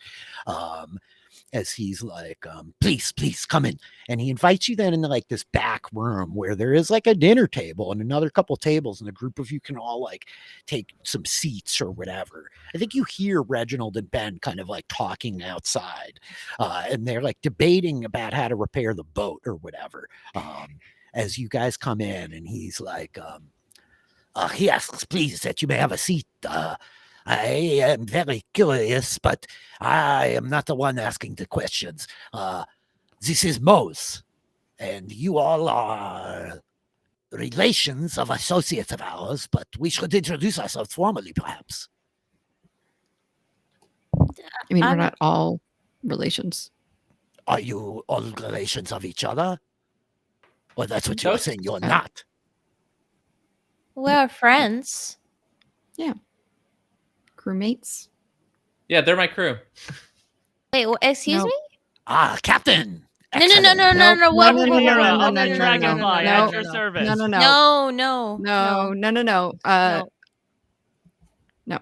You don't. Don't mind them. They're weird. Like We I don't said. have a captain. I'm the pilot, though. All right. You Sure. then have a ship, I presume. Yeah. Yes. Did you see us come in? The Dragonfly. And I think that the little fairy is like, I'm called Glim. And then she's like, they did have a giant ship. It looked like a dragonfly. It came racing over the top, and then they jumped at the back. And then he's like, as then the mask is like, interesting. You're spacefarers. Yes. I'm so sorry. Can I just ask like a glaring question that I hope is not rude? But It is okay that you left your evil artifact outside the door. That is where we leave all the evil artifacts. yes, perfect. Awesome. But so are you? The mask is the same as you're just Absolutely not. Do I look as though I am How called dare a you, You said member? your name was Mose, You but are you an didn't introduce offender. yourself. But you Leave didn't this introduce- premises immediately. How dare you offend our host? I think that you're like, and he's like, I am sorry. It is a very common question, and my associate is very frustrated that I so consistently have such a reaction, but I have been carved of the finest wood found on a faraway planet. I, my lady, am not a part of this being, but merely his associate, working as a translator. So I guess what I was confused about is you said that like he is Mose, but you didn't introduce yourself. I have never been given a name. I am a mask. It's space. You can have whatever name you want, whatever you are. My Technically- evil bow has a name. Technically, this is Aston's Rest, and we are at the pool of the Meldrus, one of the ancient color pools, sealed by the druids during the invasion, but fair enough. I have never considered a need for a name in truth. What invasion? Sorry. Who was invading? Invasion druids. There's a big giant robot out there. This river is Okay. called the Rust Flow. Like what the heck is going on? What the heck is going on here? I can tell you many things. This planet Aston's Rest, you are aware as space travelers of the first travelers who were the first to travel amongst the many worlds.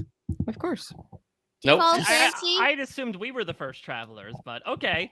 I think he says, Well, Clancy, remember the one that Reya talks about all the time? in the Oh, pamphlet? yes. Yeah, Yes, yeah, my yeah. God. Clancy, yes. Yeah. technically, No. he was not with them. He Okay, was but left like behind for similar, like oversleeping. I'm just trying to get a connection. You know what I mean? Yes. They are sometimes collectively referred to as the five, including Yeah. Clancy, but Yeah, that's Clancy not was five, not it's there a- when yeah, they yeah, arrived yeah. here. Yeah, right. This world, Aston's Rest, this was not our original name. We were called Astinians, Rest Home. The first during their travels, without Clancy, mind you, probably because Clancy overslept. He was supposed to be their navigator, but he never made it onto the ship, and thus they were lost in the deep void of space when they were found by the one called the Dark Star, Astinian, a dragon. And I think that at this point, you hear Nira, your sword, like, I told you, Swordmaster, I smell worms in this world. And the They mask. weapon talks. Does it have to stay outside too? No, he's I not think- evil. Yeah, I think Glim is like, no, actually, he's very good. It's quite all right. He Oh. seems a bit aggressive, though. Okay. Yeah, he has a thing with dragons. But, we try to only kill evil ones. Yes, excellent. That was how it began for us here as well. Well, not for me. You understand. I am speaking for Mose, who is the metal man, not me exactly. It's just I understand. Never mind. The Mhm. point is, the first grew lost in deep space, and they were found by a dragon, Astinian by name, a lunar dragon, a creature of that starry void between the worlds. It was he who led them here. And after they came, they would spend many years in this place. A school of a sort was opened. I know not how well you are as versed in your history as it was, but of those first, not including Clancy, he was not here. Not a clue. Right. Nira and Zeri would spend many years here. They opened a school. an Estinian himself, this great lunar dragon who swims in the void of space. It was he who taught the art of shifting forms to the druids. This world, you see, is a very magical place, but upon their arrival, there were no practitioners of these ancient primal ways. The druids of Eston's Rest trace their origins back to Estinian's teachings in the first days. And these constructions, including the Meldrus himself, were forged by those taught in the school of Ziri and Nira. The pilot or Captain Dormy Lockheed would travel back. You see, at that time, there were color pools across this entire world, portals to other worlds which opened, allowed passage between. Anyway, to get to the end of a very long story, Dormid returned to the place where they came from. The others forged a school, Estinian, taught the druids, and for some years, a civilization of sorts burgeoned up. There were great edifices constructed, great constructs like the Meldrus, and he was the first of the forged people to take the way of the druids into himself. After near a decade, Dormid would return. The ships repaired, much having been built after the information brought to us by these travelers. This world changed, named as Estinian's Rest Home. And then they left and departed. And as I understand by legends, this was the last planet they were ever seen. Now, So you asked a very specific question, but shortly after their departure, from the astral pools came a woman. But she was no woman. Like Estinian, she wore many forms. A terrible and ancient green dragon who sought to seize control of all that had been built in those years. Yeah. It was met with great resistance. Estinian immediately recognized her as an enemy to the people of this world. And he died for it. He had made his refuge on the green moon that used to orbit this small world, but he fought as fiercely as he could, as did the Meldrus, and then began the invasion. Through these color pools, not just one green worm, hundreds, some say thousands. They came in shadows? droves.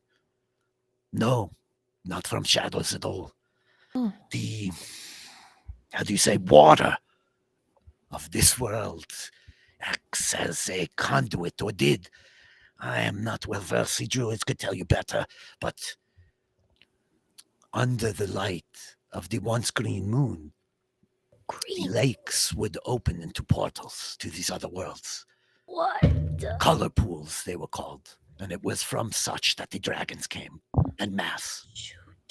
All that had been built in the years after their coming was destroyed, many of the worms killed, the druids defended, and the Meldrus was hobbled. The druids sealed the color pools, all of them. The Meldrus fell back to this location, as he was considered too valuable for the fight. But he has not moved from here since that day, many, many hundreds of years ago. He has been the greatest source of original knowledge of ancient history and of druidic lore for the people of this world since, but just months ago, an enemy arose around us. This tree skinner, one of the druids, deeply corrupted. And I think at this point, the little fairy Glim is like, she swayed the ways of my sisters. And he like nods at this point. Mose, the metal man, is like nodding. And the mask continues of like, the tree skinner, you see, she knows the truth, the memory of the trees. It was from these living, knowing trees that I was forged, which is why I am such an effective communicator, obviously. Yeah. Now Never. wait. And Adam will pivot to look Mose directly in the eyes. So were you created by the Meldroofs, or were you created by the shapeshifters? How old are you, if you don't mind me asking? And I think he's like, and the mouse is like, indeed. See, Meldroos, he was not a builder, but there were others. He says, Mose is not that old. He was forged by Axel's father, a doppelganger, long passed from this world, who was intrigued by the ancient ways of technology that were lost to us in the invasion. As it stands now, the Meldroos has, well, he has been shot down by these agents of the tree skinner. Whatever semblance of life was left to him is gone. That is why Zivok said that he thought perhaps there was hope. And I think it's at this point he turn and look at you, Doc. And he says, he told me, well, him, you know what I mean, that out there was somebody who knew the secrets of what Axel pursued.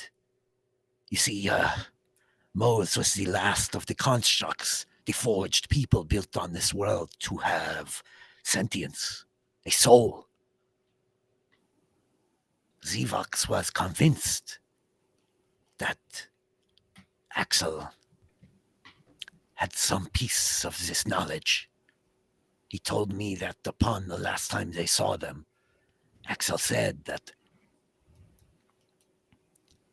he knew somebody who had the secrets. So perhaps she did not even know that she held them yet. He told me that he left with her something remarkable, something unheard of since the days of yore when people were forged as Meldroos and Mose. I think he spoke of you. How long ago was this? 6 months, give or take. He said that he would leave the world to make a journey and find you, and we have not seen him since. It was the last time he was here. The Meldroos having been shut down. But you see, there was then another twist. For after Zivox left, not 5 months ago, amidst the falling of the sun and the coming of night, this pool opened again, like a color pool. And as such, the druids have begun departing, seeking a new world. After the moon was destroyed 100 years ago, it became clear to them that this world would break and die. The magic is twisting and unfurling, the planet itself breaking down, life changing. This tree skinner is a manifestation, a symptom of the sickness, as it were. What can we do to help? I'm not entirely sure. I am just a mask. I mean, what are you doing here anyway? If we kill the tree skinner, which seems to be clearly from your completely unbiased judgment a scourge upon the planet that you walk through every day. I mean, they were the ones that apparently took down Meldroos. Perhaps they have some sort of source as to how to bring Meldroos back to life. Or we could find the solution to the corruption and not just kill people. Maybe? Because this is a druid. I mean, who I'm not probably going had to say lots it if of Adam knowledge wants to. about the planet and could tell us a lot of things, and we shouldn't just kill them. No, we should most assuredly kill the tree skinner. It is, she has lost her way. Okay, but I appreciate your sentimentality for a woman who carries such a dark and evil artifact. yes, I carry an evil artifact. Can you stop talking about it, please? I You should use that apologize. to kill the tree skinner. You know, fire fights fire. Nope, I nope, believe. nope. Lux No isn't killing more anybody. oaths, no more Okay. nothing. I killed my Duly noted. freaking dad. You're the one that killed Xevox. Sometimes he was a bit of a jerk. I wouldn't No, worry stop it. about it. Yeah, he's kind of a liar too. I don't know. He didn't know. Can He I didn't go- even know I was. Can you go? Can I go look at the thing outside? Sure. Yeah. You can like stride right out this back onto like the bridge here. And, there's like the golem whose head has been removed. And then you see like this titanic, huge construct in the back, like laying there. You want to go like scope it out closely? Yeah. Okay.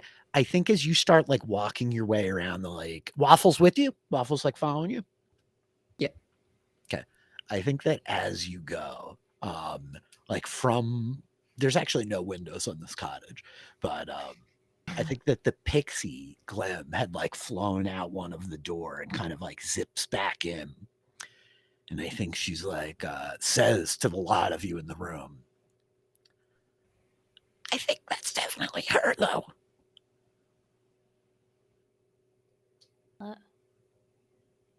And I think that then Mose like makes this groaning metal sound and the mask is like, all right, perhaps we should be drinking whiskey instead of tea. It seems like there is a lot for us to unpack here. Yeah. And dare I say, is that where we leave our adventures today? Ooh, yeah. Okay. Info dump. I love it. It was a big info Oh, I dump. That's a wanna lot of keep lore, but That's great. was placed very tactically at the end so that you guys can consider your many questions that you're going to ask next time, I which will know. actually Yeah. translate into like, wait, what happened? And I'll repeat all of this because I have it written down, so don't worry about it. I hope that Beautifully was told, fun Beautifully and told. mostly Yeah. whimsical. Yeah. It was very No, fun, you guys. It was Well good. done. It was very, very sad. This poor planet, these poor robots, and these poor druids. I have They'll so be many fine. It'll just break questions. apart and be scattered into space. It'll be okay. I think the one thing I will note for you, maybe probably Lux especially, as the one in the room, when he talks about the color pool opening up, I think you're able to like run back the Rolodex for a minute and you're like, that's like right around the time that we found the Myriad asteroid and like unsealed. Yeah. Kevin Yup. remembered the asteroid, but Nira wouldn't, so I Yep. didn't say anything because I couldn't. That's the asteroid we found. Scheiße. Anyway, this was super fun, you guys. I hope that was fun for you guys. But yeah, weird planet, druids and robots. Oh my, Oh, it's so cool though. Yeah, where have we seen that combo before? I don't know. You know. I don't know. Mm-hmm. Cool.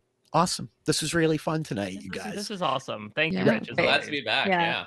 Yeah, Oh, it's very that's so good to be great. back. I am excited to return next week. It will be really awesome. I know all of you guys are busy doing stuff. Melissa, what do you got going on? Where should people be scoping it out? Sure. I feel like we've been saying for like 6 months, who knows if Twitter's still going to be around, but for now, Melissa W28 and I'm podcasting with Kevin about Doctor Who on Who-A. We are just wrapping up series 4, about to start series 5, which is incredible. I'm so excited. I'm gonna like stop hating on things that I've been hating on for 4 seasons now, and like suddenly I mean, it's just the what? one thing that Adam really likes, and we're Yeah. both against. I heard Hype Who news this week, though. Really like exciting Who stuff. Say is Hype Poo news? No, Hype Poo news. Okay. Yes. Hype yes. Who yes. news. who Words yeah, are I heard tricky. Hypoon news too. Hype. But yeah, it's one of those, like, if you haven't been following along, it's the start of the like the start of series 5 is a really great time to jump in. It's when I started watching Doctor Who, was I just started at series 5. So clearly it's a good spot to do that. And yeah, that's the only thing I've got going on right now, other than I guess Severance Media Club. We are about to talk episode 5 and talk about Schmigadoon. And I believe postshowrecaps.com/MDR is where you can go to vote for what we're doing next. We are voting for one of the actors in the show, and we're going to like check out some of their other stuff that they've done. So vote on who you want us to do a deeper dive on. Very Everyone vote for Keegan Michael Key. Get them to watch Key and Peele. But he's not on there. I'm on it right now. He's not Yeah. on Severance. Keegan Michael Key's not on Severance. I thought you meant for so odd if Schmigadoon. it's like- That's why No, I was like, for the oh. from Severance Schmigadoon. Media Club, I see. we are Oh. covering the Severance people. But last time it was what other S property on Apple should we watch? So Mm, people voted for Schmigadoon. I So see. the podcast that is coming is us talking Schmigadoon. But next, we'll do a different thing related to Severance. Okay, get your Yeah. vote Cool. on. Go get your vote on. How about you, Mike? What do you got going on? I mean, Busy listen, man. shit ton of stuff. Yes. The couple things that I'll plug though are rich oriented. Tomorrow, actually, both of these little gems are coming out. We watched Star Wars Rebels the past couple weeks. Holy moly, it's my favorite season of Star Wars television I've ever seen. It's really freaking good. It's really, really good. So Yumi, Brendan Fitzpatrick got together to talk through it all, the good and even like the not so good, which is still really good. So we're doing that as we're like doing a Rebels project on our way to Ahsoka, which is premiering next month. And then you have also been doing a fantastic job pinch hitting for Josh on our Witcher recaps, as we've been going episode by episode in Henry Cavill's final turn as Geralt of Rivia. And we got into a really fun episode 5, the finale of volume 1, which is one of my favorite episodes of the series and a very fun episode to talk about from a structural perspective. So all that's happening. I'm doing BSG, Star Trek, Tough as Nails, other stuff as well at a Mike Bloom type in insert nebulous social media platform of choice here. There you go. How about you, Kev? I got nothing. We mentioned Huawei, so there's that. You can follow me on Instagram, the Mahadman. You could also follow me on Blue Sky, same thing. If you've got that available. Those are probably the two big social media stuff. For plugs, I'm playing Star Wars Survivor. If we're tapping into the Star Wars stuff, I'm really excited about that. Yes. I've not been shy about my love for Cal Kestis as a character. So that's been really great. I'm trying to collect all the outfits. That's my priority always in these Got games. the mullet yet? You got your But mullet rocking? I do have the mullet, but I haven't put it on because I don't like that look. But I have done when I'm on the main world Kobo, which is very Western frontier. I do have the handlebar mustache. Yes, which I everybody feel loves like the is appropriate mustache. for that. Yes. So there's that going on, which I'm really excited about. Probably try a little bit of, or go play some of that once we're done here. And I just watched finally the first season of The Bear. I'm late to that party. Yes, It's fantastic. Really, really love that. So if you haven't watched like me, you should definitely check it out. Season 2 is out now. I have to wait till Robin returns home because she watched it on her own because I wouldn't. And now I have, so we have to watch. We're gonna watch season 2 together. So yeah, that's my plugs. That's what I'm gonna throw out this week. Awesome. Taylor, you want to tell people to save Willow? Yes, and I'm actually like doing something. Yay! Something every week. Yeah, and thank you all for reminding me how much TV I have to catch up on because I've been neglecting it and playing Assassin's Creed Valhalla and just absolutely no life in it because I can be a giant Viking woman that just beats everybody to shit and it's so much fun. I mean, why would you not want to be that? Exactly. No reason. And I just finished, Melissa, you should play, I'm just saying, you should play Assassin's Creed Valhalla because there's a DLC that takes place in Ireland. It has to do with druids. It's absolutely amazing. And I had such fun with it. I finished it in 3 days because I was absolutely obsessed. But anyway, speaking of video games, every Friday at 2 p.m. EST, I'm streaming video games on my Twitch channel, Rania422. Trying to get that fired up. I've been doing that every Friday and having lots of fun. Last time I played, I've been playing games like Unpacking. I've just started Time on Frog Island, which is very cute and just the most adorable little. I'm just hopping around being a little guy with a pipe and a little sailor hat, and it's really fun. I might finish that sometime this week before Friday because I'm looking at some other games I want to play. I've been seeing Dave the Diver on Steam, which looks really fun, and I want to try that out. So yeah, that's where I'm at over there. And yeah, Nebulous social media, like we were saying, Rania422 in various places. But I won't threads until they get me some kind of desktop app. Like Taylor tried to like lure me in. I've been in and I threads just, immediately. I'm It's a not there madhouse in yet. there. It's so fun. Go hit me up on Twitter. You know, I'm going to fight the good fight against Elon until the last minute. So I'm at DM Philly. I'm doing a bunch of stuff. I'm talking about Foundation Season 2 premiering at the end of this week. If you love science fiction and you haven't watched Foundation, it's pretty cool. It's a strong Season 1 with some excellent performances and like visually stunning, kind of lavish spread for you to look at. So go scope that out. Thank you guys all for playing D&D with me tonight. We'll be back eventually. Let's get the hell off the internet, though. Bye.